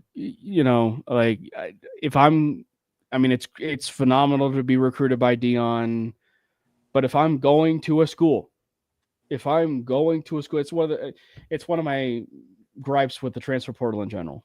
I mean, it has its pluses for sure, but like, I'm always like the biggest plus person of like staying at a school for as long as you can and getting the growth that you can. But like, if I'm going to a school, I want to make sure that coach that is going to develop me, coach me, and make me into the best man and player that I can possibly become is going to be staying there for my tenure as a player. And I would want those reassurances if I'm going to Colorado right now. Yeah, and those are next to impossible to get. Unfortunately, you either believe what he's telling you or you don't, kind of thing. And, I know. And it's a game, man. You're rolling the dice regardless of which way you decide. 1,000%. I've been thinking about the transfer portal. Oh God. I think I'm on the bandwagon. You should get one transfer. Now I like one.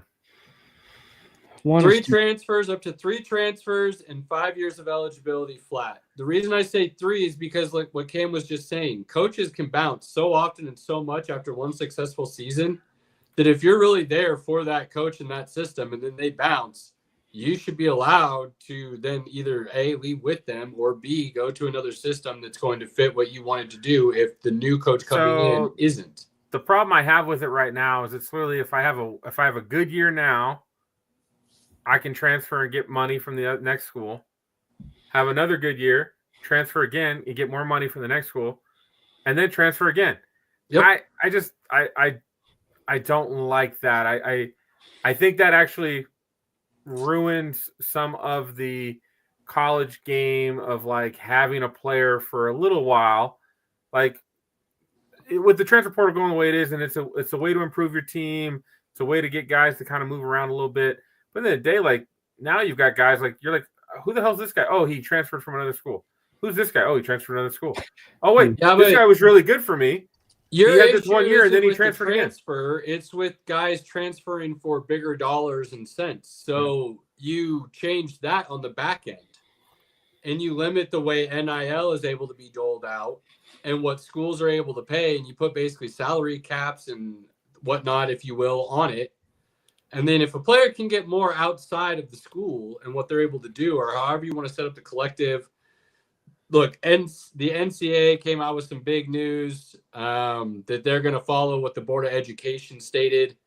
And any NIL from a collective is going to be considered financial aid, which means it has to be distributed equally between men's and women's sports. Otherwise, it's violating Title IX. So because the Board of Education did that and stuck their foot in their mouths for something that has nothing to do with education or financial aid, they went ahead and are now going to force the NCAA to enforce something that's pure stupidity. Now, the NCAA is worthless anyways, so schools could come out and completely disregard that, and then they could set up their collectives in a way that has nothing to do with financial aid, regardless of what the Board of Education wants to say. But there's some things that work here where basically the good old boy system that is the NCAA is trying to hold on and grasp at whatever straws of power they feel they still have left. And there's a lot of angles that I do feel like the transfer portal can be useful.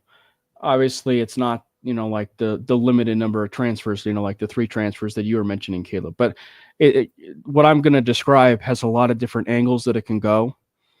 But I think that from a player, I mentioned player development earlier. I think that's where it's going to be so fascinating how the transfer portal works, simply from an NFL draft and development side of things when you're in college. And I think that that's where specifically, like you look at this, and a prime example of this actually, and it would be a really good case study for this, is the current quarterback class of 2024. Because you have Caleb Williams, really good prospect at Oklahoma, really good prospect, got better as a player, transfers over to Lincoln Riley, still it maintains his number 1 overall quarterback status. You go to Jaden Daniels, starts out at Arizona State, but then finishes his entire career at LSU, wins a Heisman, is a much better pro prospect, as he gets wrapped up in terms of, as a player and the offensive rookie of the year, right? Then you go down to Bo Nix, right? Bo Nix starts out at Auburn, 5-star recruit coming out of high school, goes and follows in his dad's footsteps at Auburn, doesn't exactly work out, specifically goes to Oregon, develops really nicely into the player that he is now, and actually a much better pro to at least start to begin his career than everybody anticipated, shutting every single, ADOT, statistician or, air yard statistician or any analytical nerd. He has basically had it shove up his, the entire season. And then you even transfer over to Michael Penix. Michael Penix was the same way. He starts over at Indiana, which Caleb knows this, but he was actually a much better quarterback at Indiana than people gave him credit for. He moves on to go to Washington with an offense that is quite frankly built around him under Caleb DeBoer. And then you go over to Spencer Rattler. And I'm curious to see about the arc of Spencer Rattler in New Orleans. I don't know what the future is going to hold with him in New Orleans, but same thing. Like, he goes from Oklahoma with Caleb Williams, but a prize recruit, but transfers over to South Carolina, is funny enough coached by that terrorist of a coach, Marcus Satterfield at South Carolina, but he turns himself into a much better prospect, right? He turned himself into a much better prospect as a player, as a quarterback with South Carolina. And he actually really kind of turned himself into a very flying under the radar type of prospect as this QB class was unfolding. So I'm just very curious to see how all of it's going to unfold from a NFL draft and develop side of things, because specifically from the quarterback side, there could be quarterbacks that just, you could say, take advantage, but just take advantage of the standpoint of, no, this is how I'm going to grow as a player, as a person, and as a development as I'm getting ready to take that next step to the NFL. Like Arch Manning. I don't think he sat 2 years. He sat 2 years at Texas.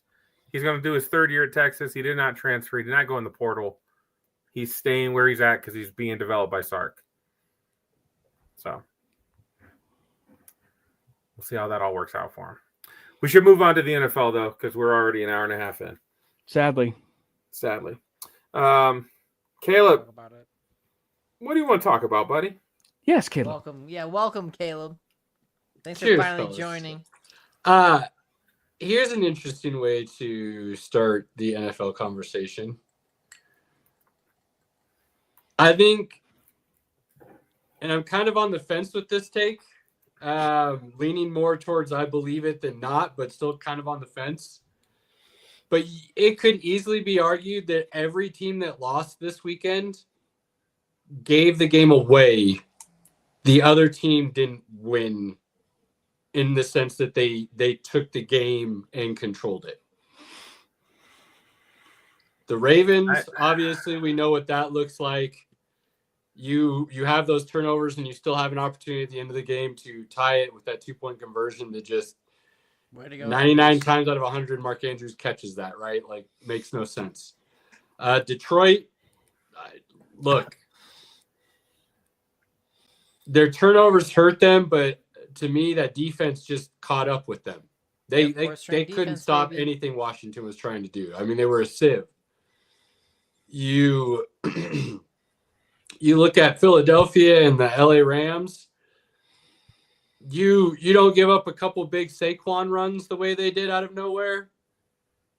You don't turn the ball over.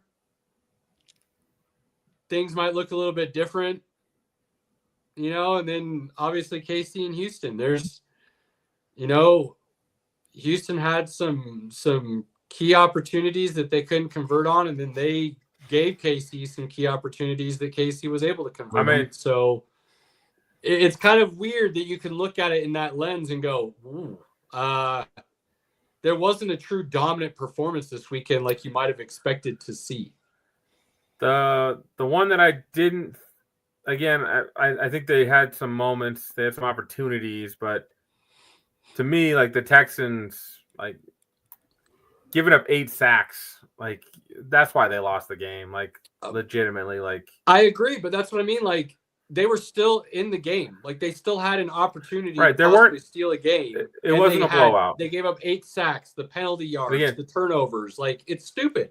Fairbairn misses an extra point. The wind took that 40 or 50 yarder he kicked. The wind took that thing. It was wild. I'm not counting that one against him, but he misses the extra point. It would have made it 13-13. We got a game. Now, on the other side of that coin, you could look at every team that won and say, this is what they do. They have a knack for this now. They know how to win when it matters, when it's close. They figured that it factor out. People are going to be like, Washington has? And we'll be like, yeah. Look at their season. Didn't they have like 6 games they won in like the final minute of the game or something like that? Ridiculous. They felt 4. comfortable in those situations. You know, Buffalo, they've had how many things with KC year in and year out? Regardless of them losing, they have been in those situations. They didn't panic. They felt comfortable. I can't help but look at that and go, okay, on the other side of the coin, the other team won because they didn't panic. They did exactly what they said they were going to do, and they kept doing it, and they didn't try to change anything up. And because of that, they were able to continue whatever momentum they had and win the game. So I felt it was a very unique weekend in the sense that I can't remember a weekend like this where we didn't see at least one dominant performance where you're like, damn, that's the Super Bowl winner right there. I think I look at all 4 teams and I think I could convince you on all 4 teams why they're going to win the Super Bowl this year. I mean, that's how it should be. When we get down to the Final Four, that's really how it should be. Yes, but isn't it usually because you're talking about like really good dominant teams that have been just performing out of their minds? Would you say that's the case this year? I mean, the Commanders have been pretty consistent. I mean, they won 12 games, so they're up there. It's not a dominant performance by any means. I mean, they won by 17. They won by 7. They actually won by more points than any other team this weekend. They did. Yes, that is true. And again, I will say that the Commanders are looking extremely confident.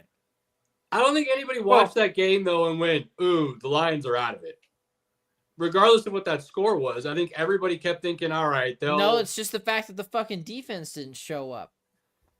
Turnovers, key moments. You know, it's crazy." So, Big Mike, as long as it's not the Chiefs, that's all I care about. Anybody but the Chiefs. Anybody but the flipping Chiefs. I don't care. Look, I love history, especially when it comes to things that have never been done before.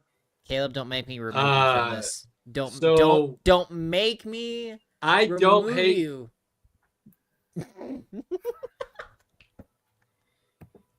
Unmute that. The Chiefs have a great storyline. Want to love on it or not? No, they have a great terrible storyline. They've been terrible all season. They don't deserve shit. Washington has a great storyline. Philadelphia, I think Philadelphia might be the only team that doesn't have a great storyline. Philadelphia might be the only one. Buffalo is obvious. Everybody, What do you mean? I mean, the What do you majority mean? of the country. Philly's will got a probably great vote for Buffalo. storyline. Philly's got a great what? They What? look like shit at the end of last year. They got fucking crushed by the Bucks. They've come back this year. They've got Saquon Barkley. They went out on a limb. Welcome gave back, big money Cam. to a running back. Saquon Barkley. I don't know if they Saquon paid Barkley's big the money. storyline. They paid more than anybody else. I wouldn't call it big money. It's not some absurd contract that he got. They signed him when nobody else would, and everybody's like, "Oh yeah, that's what he should have gotten." Like Saquon Barkley is the story. He went for 2K. He's carried that team. Jalen Hurts has been awful. He's the story. I'm just saying. I'm not saying they don't have some stories. I'm just saying I don't think they have a storyline like the other three teams would have. Rookie quarterback. No, the that's Buffalo Bills winning the Super Bowl. Kansas City three-peating. Can you imagine? That's a horrible take, Big Mike. And I thought we were friends tonight. Can That's you? a horrible take. But think about it for Bodek's Twitter. Can you imagine how unbearable? It's unbearable now. Exactly. No, Could you? I'll take the Jaden Daniels. It's better than having to listen to Chiefs fans. I think both are unbearable. There's Love you, good Andy. Chiefs. There's good Chiefs fans you, like Andy. and likes his team when they play good. He has something always to criticize, though. Not when they get lucky and things like that. He likes it when they play good. He likes it he would agree with us that he likes it if they would ever dominate, because they don't. And I appreciate him as a Chiefs fan. Unfortunately, in the last 5 years, with Mahomes and Taylor Swift and Kelsey and all this, we've got so many bandwagon Chiefs fans who are just You mean all the Patriots fans that came over? Right. They're unsufferable. I hate them all. Those guys I hate. So easy. And guys. there's a lot Just of them. take a breath. I think the other major storyline is Lamar Jackson hate. Did he play great? No. Did he play better than Josh Allen? Yeah. And did he still? Yes, he did. Go look at the numbers. He absolutely did. What are you talking about, dude? So the thing for me with Lamar, and Pinky didn't listen to this because he wasn't on 5280. But when I was talking about like the Ravens tonight, like I mentioned about like how I thought it was interesting how a lot of people like were bringing up the rushing stats with Lamar, like and just overall in the season, I believe, like compared to Josh Allen and like the rushing stats. Look, when you look at that game and you look at the way that it was unfolding, he was hitting playmakers or players that were wide open or had a opportunity to make a play. They failed to do that. His people around him failed him. And I think that we would be having a far more different conversation if the Mark Andrews 2-point conversion hit. And it's not so much of the fact that Mark Andrews caught the ball. It was more so the fact that Lamar Jackson put the final touches on a really good performance in a 2-minute drill, if you will, going down against Buffalo in Buffalo.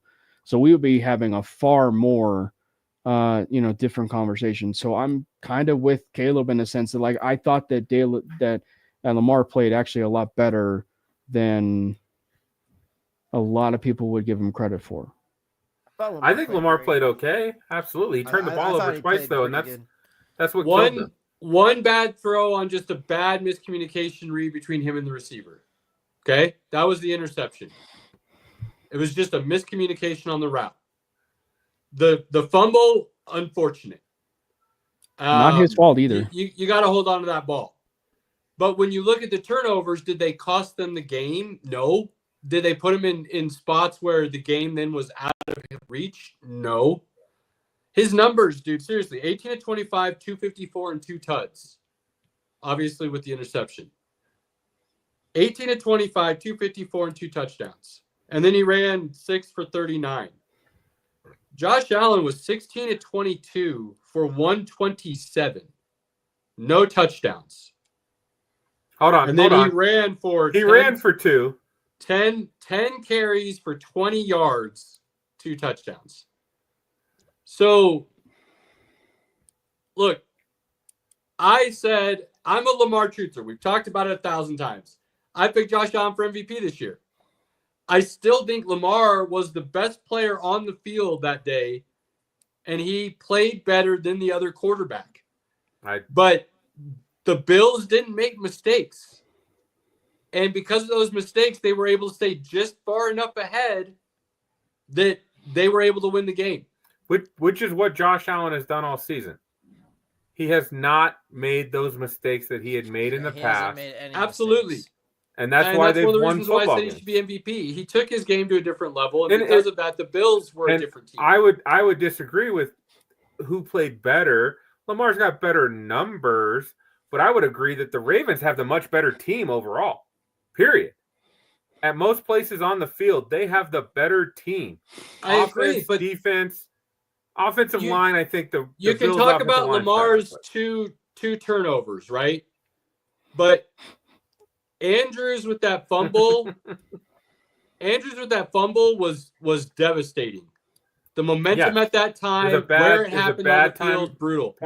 Bad point Derrick Henry dropping that wide open wheel route, basically, that he probably would have scored a touchdown on, that was brutal. That cost them. The Ravens, and we've talked about this, we believe they're a better team top to bottom kind of thing. They're the team that made the mistakes, though. And they made just enough mistakes that they weren't able to overcome it in the end. That's kind of how I saw that game. At the same time, I feel like I say that, and it's like it's downplaying Buffalo as a great team. And by no means am I trying to do that, because I could turn around on the other side of the coin and be like, Buffalo knew what they had to do to win the game, and they didn't do any more or any less. They went out there and said, we're not going to be flashy. We're not going to do anything crazy. We're going to go out there. We're going to make sure we do everything necessary, all the little details to just win the game. And that's what great teams do. And they did. So these were 2 really good teams. It just felt like it was Baltimore's game, and they couldn't grab it. I will say, though, like in the sense of like it's the Bills' year, like another thing I mentioned on 5280 was, you look in the grand scheme of things, just overall with, from the coaching side of things, and what games meant a lot in terms of the respective coaches.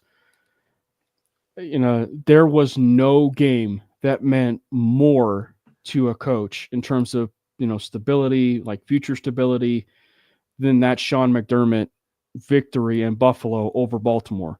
Because you are having a very different conversation. Fired. I think you could easily argue that, Cam. I think that's a great point. Big win for him.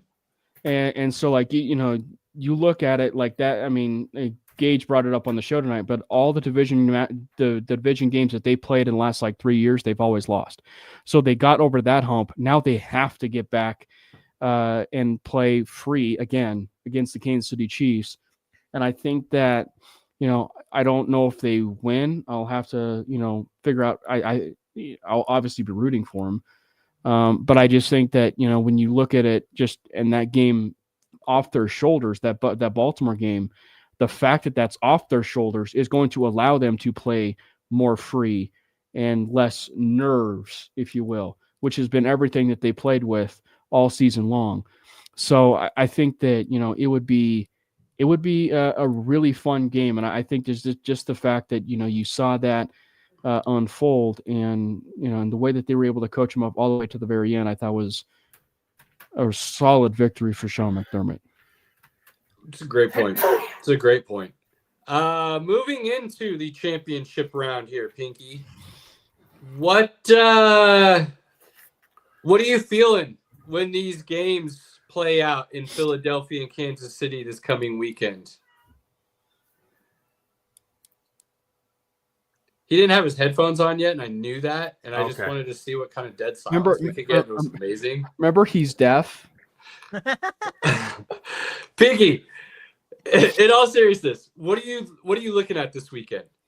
Philadelphia, Kansas City. These cities are going Well, to be popping. These Football's crowds, over, these KC, let's crowds are going to be go! on point. What Look, what we do you gotta- feel like are these outcomes? Well, we're going to start with the early game, which is Philly. Okay. And division game, third time these teams are playing. I know the 1-1 Commanders. too. One. That's the good thing. 1-1.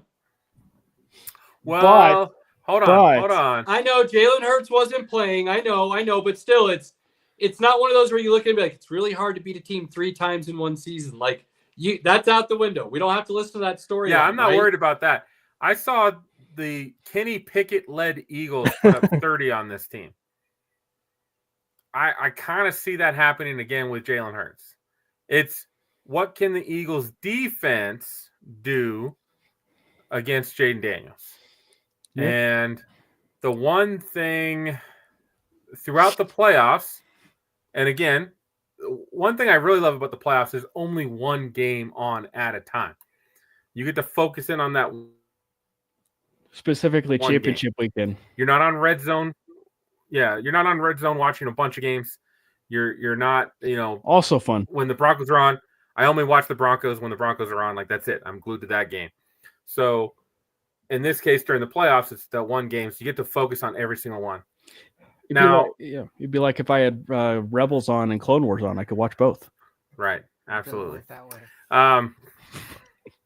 The No Commanders are playing with a lot of confidence. They are playing with that like house money.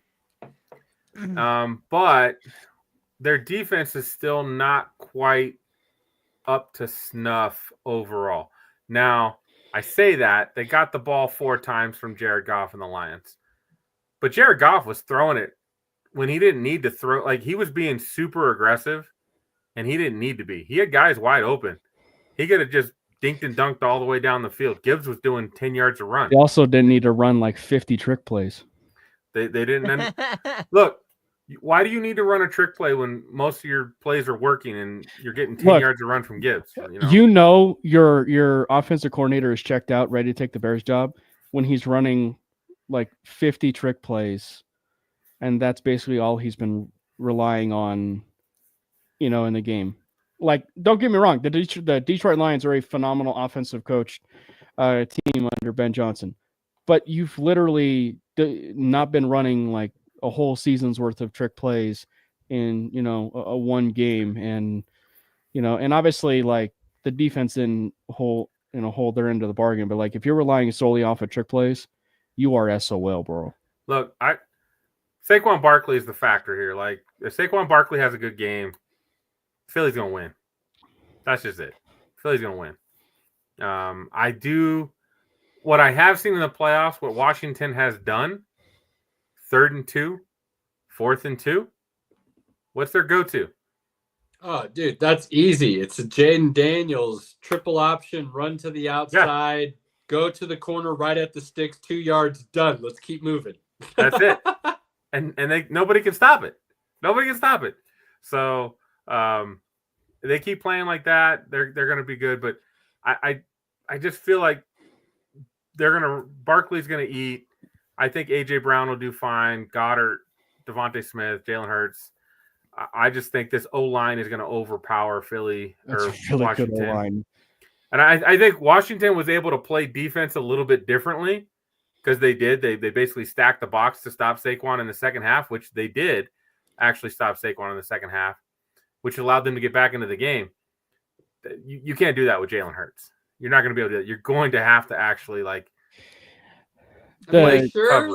I love Hurts, but even I will admit that he has not been playing very well here the last 7 to 8 weeks when it comes to throwing. He is not. Football. I agree. He's been playing not good football. He has not been on the top of his game, and I don't think he's been on the top of his game since Steichen left. But that might be a true argument. Yep. I mean, if I'm Washington, aren't you throwing 7 to 8 in the box on every play and saying it's Jalen Hurts or bust? Yeah, we'll just push every play and then give it to Saquon. Yeah, That's right. Well, grab that. now button. again, Let's go. Stop Saquon, and if everybody else beats you, then so be it. I mean, if I'm Washington and Dan Quinn, that's what I'm doing. I'm stacking that box every 7 to 8. Literally, every play I'm throwing 7 to 8 in that box, and I'm going to say, Jalen Hurts, AJ Brown, Devontae Smith, Goddard beat us. Look, BS with the arm. Yep. I will not be shocked if the Commanders win this game. I will not be shocked. I wouldn't either. You know what's wild about that comment? And I'm not saying this to like gloat by any means, but at the beginning of the season, you were so adamant when I told you don't be surprised if Washington wins this division, and I could see those scenarios, and you were so adamant against that. To now, you're here NFC Championship game talking about how, and even I wouldn't have said NFC Championship, possible Super Bowl. But that's where we're at. Like, we're talking about Washington in that position. Well played, Paul. Well played. He's not wrong. So I think that's the really cool thing. There's never been a rookie quarterback to make the Super Bowl. Super Bowl, right? Closest was Ben Roethlisberger. He lost the AFC Championship game, right? Russ, is what happened. Was Russ not a rookie? Russ was a second year. Second year when they got to the Super Bowl. 2013. Yeah. He was drafted in 2012. They made the playoffs. Funny enough, who was on that staff for Russ? Dan Quinn. Yeah, Dan Quinn. Oh yeah, DC. Yep, that's true. So that'll be interesting. Look, I don't like saying it because I do like definitively picking a winner, but choose. I think it's a 50-50 in all honesty because of the way the regular season has gone. Even the first game, Washington only lost by I think it was 6, if I remember right. So even the first game, it wasn't like Philly blew them out. The second game, yes, there was no Jalen Hurts for a majority of the game, 95% of the game, but Washington still won. They're playing even better ball now. So my heart actually says Washington because, like, as a young fella, I remember picking Washington to root for over Dallas. Actually, because this guy I knew was a big Dallas fan and he was super annoying and I couldn't stand it. So I picked the Redskins and Rippin and Art Monk and the boys. And I've kind of always been since then a fan of that franchise now that they're the Commanders. So my heart kind of roots for them. But I do like Philadelphia. I like the players. I like the staff. I think they're the better team. So my head would say Philadelphia. But I'm kind of like 50-50 on this one. And I don't know. So I don't have a deciding factor yet, Cam. I'm sorry. Hurts actually got like hit on his knee. It's not mysterious. It actually, like, if you watch the game, you saw it happen. It did not look good. So that is a concern. But I will say for me, and this is why I'm going Eagles, this game's going to be won and lost in the trenches. And that's where the Philadelphia Eagles are going to be basically hand in the dirt, winning every single play. The Cosme injury for the Washington Commanders is brutal. It is. Oh, Jalen Carter's going to freaking it's not just Jalen Carter. Should. I mean, absolutely. Everything on paper says Philadelphia. Yeah. And it's not just Jalen Carter either. It's, Jordan Davis. It's everybody that's a part of that defensive line. And then obviously, the offensive line. The offensive line is a juggernaut led by the pipeline jerky leader, Cam Jurgens, from the University of Nebraska. No, it's just it's going to be won and lost in the trenches. And because of that, that's where it's going to feed into Saquon. That's where it's going to feed into Jalen Hurts. And, thus, if you're able to protect him, which they should, then Jalen Hurts is going to buy enough time where he can do his, Jalen Hurts stuff, his magic act in the pocket, where I do think he's a better passer than a lot of people give him credit for. He's just, for some reason, he's just kind of regressed a little bit. And so I just think that, this year, you got to call it for what it was. And then he has regressed a little bit so far this year. Yes, absolutely. But he is going to have to beat he is going to have to beat the Washington team through the year. But it's going to be won and lost in the trenches. And that's where the Eagles are going to, favor this, and they are going to win the game. I'm excited for the game. I think it's going to be a lot of fun. Jaden Daniels got ice in his veins. Love that about that kid. Mm-hmm. He's got ice in his veins, and on a similar level, like Joe Burrow, talking Brady, Mahomes, like those guys, like when the chips are down, you need to score. It doesn't faze them. And so glad the Bears didn't listen to us on which quarterback to draft.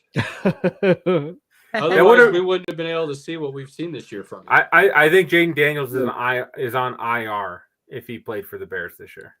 That's probably true. I mean, and given everything that we know about like the history of the Bears, and I think it's time will tell, but it seems like the trajectory should be up with the hiring of Ben Johnson for Caleb Williams. But like everything that we've known, until Ryan Poles goes defense 3 straight rounds, start the draft. But I'm just saying, like based on everything we know of history, Justin Fields should have worked out in Chicago. Obviously, we know about the history of Mitchell Trubisky. So I mean, like everything should have, fallen into favor. They should have had their franchise quarterback by now. That's never happened. I mean, the 3-year cycle of Chicago is wild. Draft your quarterback. The following year, fire your head coach. The following year, fire your GM. The following year, get rid of said first-round drafted quarterback and start anew. Yep. Rinse and repeat. And then just do it again. Like, what are we doing? So talk about the New York Jets in this situation. It's wild. So Jaden Daniels balling, Philly. Can they stop him, contain him? Can Washington do enough on defense to stop that high-powered Philly offense, which can take off at any moment or be stagnant for no apparent reason, right? Like, there's a lot of what-ifs in this game, I feel like. They go as Saquon goes. You go to the other game in Kansas City, I think more what-ifs in this game than there even are with Philly and Washington. I mean, there's a history of what-ifs that have seemed to always go Kansas City's way in this matchup in the playoffs. And you look at the way both teams are playing, and I'll be damned if they're not both winning the exact same way right now. Neither one of them's blowing out their opponents. Both teams are trying to limit mistakes. They're playing good defense. They're running the ball. They're controlling the clock. Like, they are kind of playing mirror images of each other at this point. Yeah. Robert, what say you? I mean, everything. Yeah, everything. No. For real, I personally, at this point, I'm not going to be disappointed either way. I really like the Jaden Daniels story more than I like the Eagles situation personally. Hater. Bonex hater. I know. 100%. I mean, the Commanders are I like their situation. I like what they're doing. I personally think that that's where they're going. It's a great start. Whether or not they'll be able to pull it off is the big question. But I'm not going to be dissatisfied either way with how this game turns out. Personally. Pinky in the brain? I mean, it's hard to bet against Mahomes, obviously, with the way that history has gone. But I can't root for the Chiefs. I'm going to pick the Bills. I think the Bills have been a more dominant team throughout the year than the Chiefs have been. And I don't think the Chiefs are going to be able to generate the pass rush against the Bills like they did against the Texans O-line. Bills' offensive line is playing at some level right now. Oh, dude, and when they put in Spencer Anderson and go 6, like, I love that. They'll run the football out of 6. I love it. I think the Bills know, like, this is their shot. Bills got this. I think they maul. Kansas has been playing crap game all season. They have to win this game because no matter what NFC team shows up, I think the Bills will roll. I think the Bills would beat either one of those teams, and I think they beat the brakes off of them. If it's Bills and Eagles, the Bills might actually steamroll. I think they would. I mean, listen, let's talk about the fact that, I mean, Kansas City has not really looked any better from when they played Broncos, when the Broncos should have won that game, period. Like, the Chiefs have looked the Chiefs subpar all year. The Chiefs have been... The Bills, I think, personally, will have this on lock. They've been so consistent all year, though. They play good defense. They play, for the most part, they play pretty damn good defense, and they've done it all year. They do just enough to win. And again, how the fuck do you let Travis Kelce, old-ass Kelce, wide open in the middle of the field and then run for 30 yards after it? Like, that just shouldn't happen. It shouldn't happen. You Which, should I be mean, playing between- man. between Travis Kelsey's Like, girlfriend and Josh Allen's future wife. I don't know how Josh Allen's got the I don't better know how deal. Derek Stingley wasn't on Travis Kelsey, and just like, I don't care. You do not let him catch a ball. If everybody else beats us, Hollywood Brown, DeAndre Hopkins, Juju, whoever, fine. Travis Kelsey is not going to beat us. And what happened? Travis Kelsey beat him. The Bills I don't know. The Bills don't really have the secondary to do that, so I am worried about that. It's not going to be a runaway game. This is going to be a fourth quarter. What team doesn't make the big mistakes? And again, as much as I hate the Chiefs, and as much as I will complain about the Chiefs, they don't make mistakes. They let the other team make mistakes, and that's how they beat you.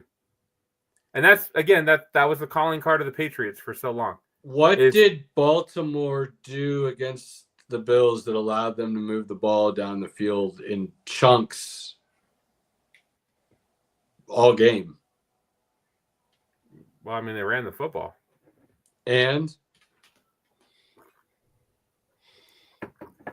I'm tight not end really play. sure. Likely and Andrews were I would say likely going off pretty much all game and open most of those times. Both of them. The Chiefs actually have two pretty good tight ends right now with the way Gray has played this year. Tongue twister. And Kelsey 3 weeks Got him. off, going into the playoffs, feeling a little bit more pep in his step. I mean, and they can run the ball. The Chiefs can run the ball, especially with Pacheco back now. With Pacheco and Kareem Hunt. Well, hold on. Pacheco has looked like garbage. Whoa, I'm not trying to compare them. I'm not trying to compare them to. Give me a second. I'm clarifying here. No, I'm not trying to compare them to Baltimore the way that run game looks. No. What Kansas City does though is they're consistent about calling a run game. Kareem So they Hunt, will, regardless of if it's a yard or 10 yards, they're going to consistently continue to call a run game. Kareem Hunt is that dude right now. And that's Pacheco fine. does not have it. But even Kareem Hunt isn't necessarily looking like a stellar back, eating up chunks of yards at a time. He doesn't have his burst like he used to have. He used to So pop I'm off just 40, saying, 50 yarders. What Kansas City does do well, though, is they're consistent. They never abandon their run game, regardless of what the game looks like, all season. And it's allowed them to, because they keep doing it all game. I really don't think they ran that ball that much against Houston, my man. I'm pretty confident they didn't, and they won't. They'll just keep throwing those short stuff, and then third down to Kelsey, which works because nobody can guard Kelsey for some reason. Kansas City, I think, wins this game because of what I was just talking KC about. ran the ball 13 times. 14 if you count Xavier Worthy. I think. How many times did Mahomes throw it? 16. Right. Like, you're looking at basically a 50-50 split. I think that when you look at the team and you look, you're looking at numbers thinking, oh, they didn't run it that much, but like their possessions weren't that much, so they still consistently ran the ball given the amount of times they had the ball. I mean, they did what they had to do, but that's not a lot. That's not really relying on the run game. That's not really running the ball. You're missing the point, Pinky. They still are consistent enough in calling the run to make the other team have to honor it. They don't abandon it. They just don't go, Mahomes start throwing the rock and balls to the walls.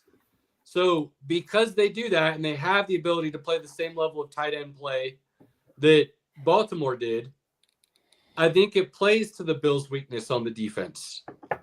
So it allows them to be able to exploit those same gaps in the field. You know, I think for me, you know, when I look at the game, maybe it is a lot of the Broncos side of me. I don't know, but like, I have this feeling like the Kansas City or the Buffalo Bills are going to beat them by 10 plus. Like that's just my feeling. Like there is just something amiss about this Kansas City Chiefs team.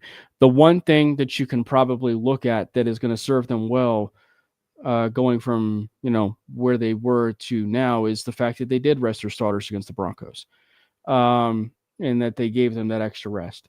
But that said, even with that extra rest, Patrick Mahomes was not looking still like Patrick Mahomes that we're used to. I mean, like he's missing a few throws here and there, and it took a nice adjustment by Xavier Worthy to make a really good catch on the sideline. Which, I mean, it should also be noted that he and Worthy are starting to kind of establish a little bit of some chemistry. So despite everything that we are talking about with Travis Kelce, that is a problem. We know that at least notoriously in the past, and in that past game that Buffalo had with KC, and it was Tyreek Hill, speed was a problem for that team. But I just think that there's just something amiss right now with Patrick Mahomes and just overall with that team. They don't seem collective. The defensive line has been spotty, and it's been nothing but led by Chris Jones. They're having to play their left guard at left tackle, because their left tackle situation is so freaking putrid. And at some point, that is going to backfire on that. And so I think that the reason why the Kansas City Chiefs will be going to the Super Bowl again is in large part because of Steve Spagnuolo. That's the reason why they're going to be going to the Super Bowl. Is because, and if you look so far with this season, the Chiefs defense, for the most part, has carried that team the entire way. And absolutely. But I just think that when you look at it from the vantage point of the Bills, they're just a wagon right now. Like they are an absolute wagon. This is like if this is the AFC Championship equivalent of the college football championship, the Chiefs are Notre Dame, and the Bills are Ohio State right now. I don't know how it's going to certainly turn out, but I just think that like it's pretty obvious the Bills are the better team.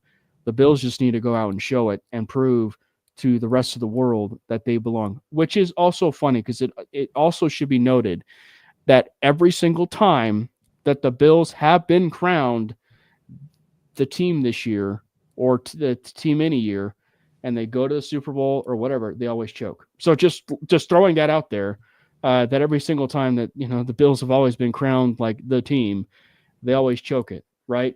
The 4 straight Super Bowls and always losing. I mean, it'll be interesting. They played in Buffalo earlier this year. Buffalo won by 9. That was the first game the Chiefs lost. What? That was the first game the Chiefs lost. Right, but now they got to go to Kansas City. Different Chiefs team. Hollywood Brown's back. Pacheco's back. Like you said, there might be a little bit more of a chemistry building with Worthy. Look, as many people are sick of the Chiefs and they don't want to deal with it and they don't want to hear them winning and they want to blame the refs and this, that, and the other, and whatever thing you want to talk about. I do. I find a hard time to believe they're not going to win. I like Buffalo. I've talked about, how I rooted for them as a kid and why and things of that nature. Right. I love Me Josh too. Allen. Me too. Right? Like, their franchise deserves a Super Bowl. Like, the fans, the Bills Mafia. This isn't me picking against Buffalo. It's just me saying, like, you are definitely picking all against things Buffalo. considered, I don't know how you pick against Kansas City. Like, I can't.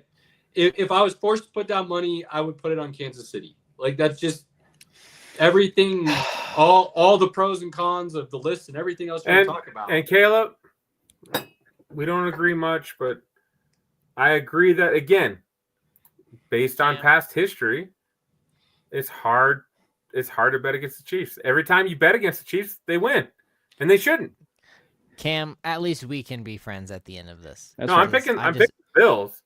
I'm just saying I can't hate Caleb for choosing the Chiefs. I just can't. Cam, we can be friends after this. Yeah. And again, the problem we have with the Chiefs, again, the Patriots, we hated the Patriots because they were winning. We hate the Chiefs even more because they're winning, but we have Mahomes on every commercial possible. We have Andy Reid on commercials. We got Travis Kelce on commercials. He's on FX shows. He's in the damn Happy Gilmore movie. Like, they're everywhere, continually putting it in our face that they're awesome. Mr. Pfizer. Big Mike, you are wrong, sir. Go back and watch that game. The tight end's 8, and you just gave a stat where it's actually 9 receptions that they had as a tight end group for the Ravens. That's still 50% of the receptions that Lamar Jackson threw for. They also accounted for roughly 50% of the yards and one of the touchdowns. They were open in the middle of the field. I don't like how you watch that game and say Likely and Andrews weren't a giant part of the success of that offense. I don't know. Sorry. I don't. To what you were saying, Pinky, though, it goes back to that famous office quote. You miss 100% of the shots you don't take. Wayne Gretzky, Michael Scott. Right. Absolutely. Give a score, Pinky, on both games. I'm at a commercial break. I got Eagles 31. I got Eagles 31-27. Okay, and Kansas City and Buffalo? Kansas City and Buffalo. I've got Buffalo 24, Kansas City 20. Okay. Robert, scores. I think Kansas City 31, Bills 31, Kansas City 21. Eagles, I would say 24, Commanders 10. I will say Eagles fly. Eagles fly. And I won't sing the song from Space Jam. Eagles over the Commanders. I will say 27-20. And then I will say, just to stay true, because I'm loyal and I hate the Chiefs with a dying passion, and Travis Kelce and Taylor Swift, even though they really have great spacing together. I will say that the Bills will beat the Kansas City Chiefs. I will say 30-20. And Ooh. Patrick Mahomes will have 3 turnovers. Oh, One that he actually it's not really a turnover, but he loses the ball, gets retained by like an offensive lineman, or so it doesn't really count. And then a couple interceptions. ooh. Okay. All right. Pinky, I'm almost exactly with you at the Washington and Philly game. I got 30-27 Philly. So point difference there for us. And then on the KC Buffalo, I'm really kind of leaning 27-23 Kansas City. I just Hey, man. Not betting against the Chiefs, that's a smart strategy. I can't fault you there, man. we'll see how it plays out. If this was in Buffalo, I think I'd have that score exactly reversed. But being in Kansas City and So you would say if it was the Ravens, you'd be picking the Ravens.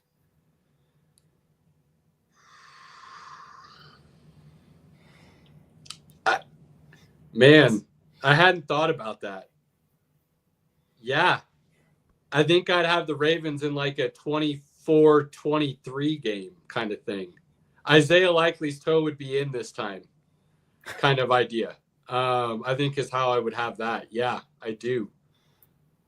I think not recency bias, but history bias is swaying me a little bit in this matchup, to be perfectly honest with you. I mean, the Bills' kryptonite just might always be Kansas City in Kansas City. And if they can't get that home field advantage, they may never get through that situation. I think we could both agree Kansas City and Buffalo, both quarterbacks are pretty freaking awesome, and they're elite, right? I think there is a big difference when we talk about the head coaches. And I would absolutely say Andy Reid is light years better coach than Sean McDermott. Sure. Yeah. That's why I can't even. I want to crap on Caleb's take. I want to crap on Caleb picking the Chiefs, but I can't. I just can't do it. I can't do it. All right, So. final Crap on thoughts. Caleb's Cam? take. Caleb, your take sucks. Moving That's on. fine. That's fine. Coming from you, Robert, it almost feels kind. So I'm good with it. Cam, give me a final thought, sir. That was cold. Final thought on what? Just whatever you want a final thought on. Whatever's running through your mind. Whatever you want to give a shout out to. I don't care. Anything. I'm excited about how things are going to be shaking out. It's going to be an exciting playoff run. I actually do wonder, let's just say the Bills do finish the job, and they do come away and they do pull out the victory and they win the Super Bowl. I'd be curious to see how well of a job this gets recognized in terms of Sean McDermott. You had the opportunity, to beat John Harbaugh and Andy Reid in back-to-back weeks, and then possibly the most efficient winning football coach in the NFL right now, call hot seat or not, but the most the most efficient winningest coach in football right now in Sirianni.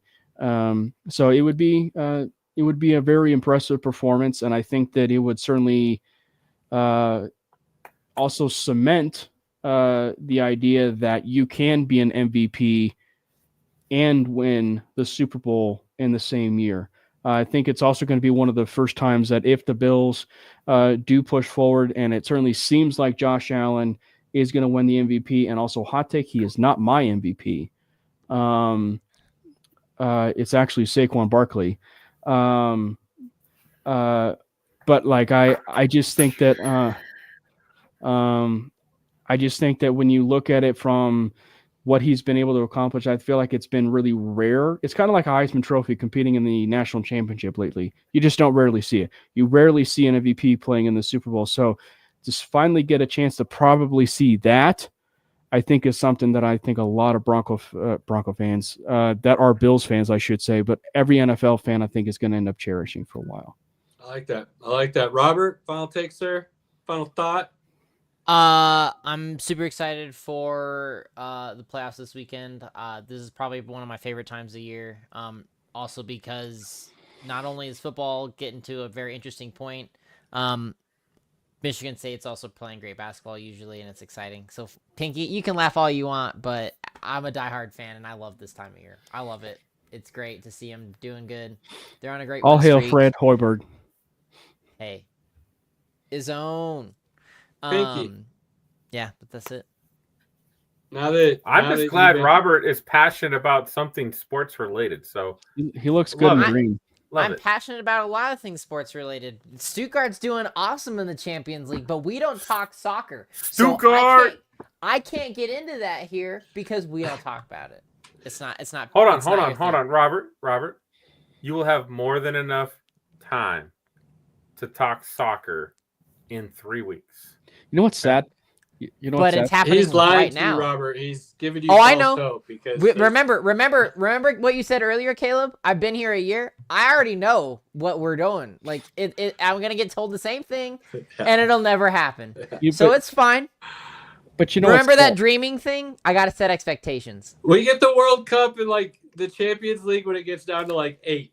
That's what World you and Cup's I get next year, on right? a regular basis. Yes, next year. You know what's sad? World Cup is next year, right? What's sad, Cam? Okay. This is for the most part, whenever we always you guys do shows and I decide to ramble for 1 hour when I do a take, but this show always goes on for about 2.5 hours or so, right? But in those 2.5 hours, we don't talk soccer. So I mean, we will nerd out and talk about Elden Ring and how much it's a trash video game. It's not and trash. then Terrible take. and how Arkham Knight is It's a great game. is 100%. the greatest video game of all time. I wouldn't go that far. Or but sure. Marvel Marvel Rivals, and talking about that. But we will not talk about soccer. Nope. It's disappointing. You know what I am going to do for the rest of my life, though? Continue to educate the Brits on how the fact that soccer is their term. And they just never forwarded us the message that they went back to football. That they went back. Yeah, it's on them. Like, the only reason we say soccer is because they told us we had to, and then they went back and didn't tell us. That's not our fault, okay? Not our fault. Binky, final thought, good sir. Hey, guys, championship weekend is an amazing Sunday of football. Oh, damn. Damn, that's cold, Cam. Sorry. That's Cam. We're just gonna boot Cam out of here. Get that guy out. What? I have the power sometimes. Hey, I love it. Let's go, Bills. Bills Commanders Super Bowl is pretty freaking awesome. But I'm for it. I'm for it all the way. And that's all I got, guys. I'm excited. It's fun. Unfortunately, with football season ending, that means Pinky's gonna have to do more stuff around the house. So it also means that Caleb, I'm just warning you. Also, with football season ending, it means that you also have to be prepared for Pinky's obnoxious draft takes. Once again. Hold on. I mean, that's the best part. Cam, he made it very clear earlier that we don't imagine around here, okay? It's impossible. There's no dreaming There's here. no dreaming or imagination that's allowed to be had. Those are trash takes. You will not see a Broncos mock draft with Ashton Genty with my name on it because I know he will be gone before the Broncos draft. The most logical trade to date is when Cameron Parker created a Pro Football Focused mock draft that resulted in trading the 2026 first-round pick to the San Francisco 49ers for George Kittle. And then trading the 2027 first-round pick to the San Francisco 49ers for Christian McCaffrey. And then taking Matthew Golden and Travion Henderson, in the same draft. Very logical draft. And then, of course, there's the other most logical draft that was Broncos related. That was taking Jalen Milroe at pick 20. Everybody got all up in my mentions about, why am I taking a quarterback? But I have a brain, gentlemen. I have a brain. And it was all about, converting Jalen Milroe to tight end and using him in that Taysom Hill role. So, it's okay. I have a plan. Y'all just gotta see that plan through. It's called tanking 27 and drafting Dylan Raiola. I didn't hear a lot of basketball conversation, so I'm just gonna finish on this and then we'll get out of here. Michigan State's higher than fucking Kansas. Let's go. The two best players in college basketball and professional basketball right now are big white dudes who know how to do everything on the court, and it is fun to watch. Do not take those moments with your loved ones, family, friends, inner circle for granted. When those opportunities present themselves to you, cherish them, jump on them. Do not let them go to waste. Fellas, thank you for holding it down until I could get on. You guys are amazing. Appreciate all of you. Appreciate everybody supporting us. Until next week, I'll talk to you then. We'll see ya.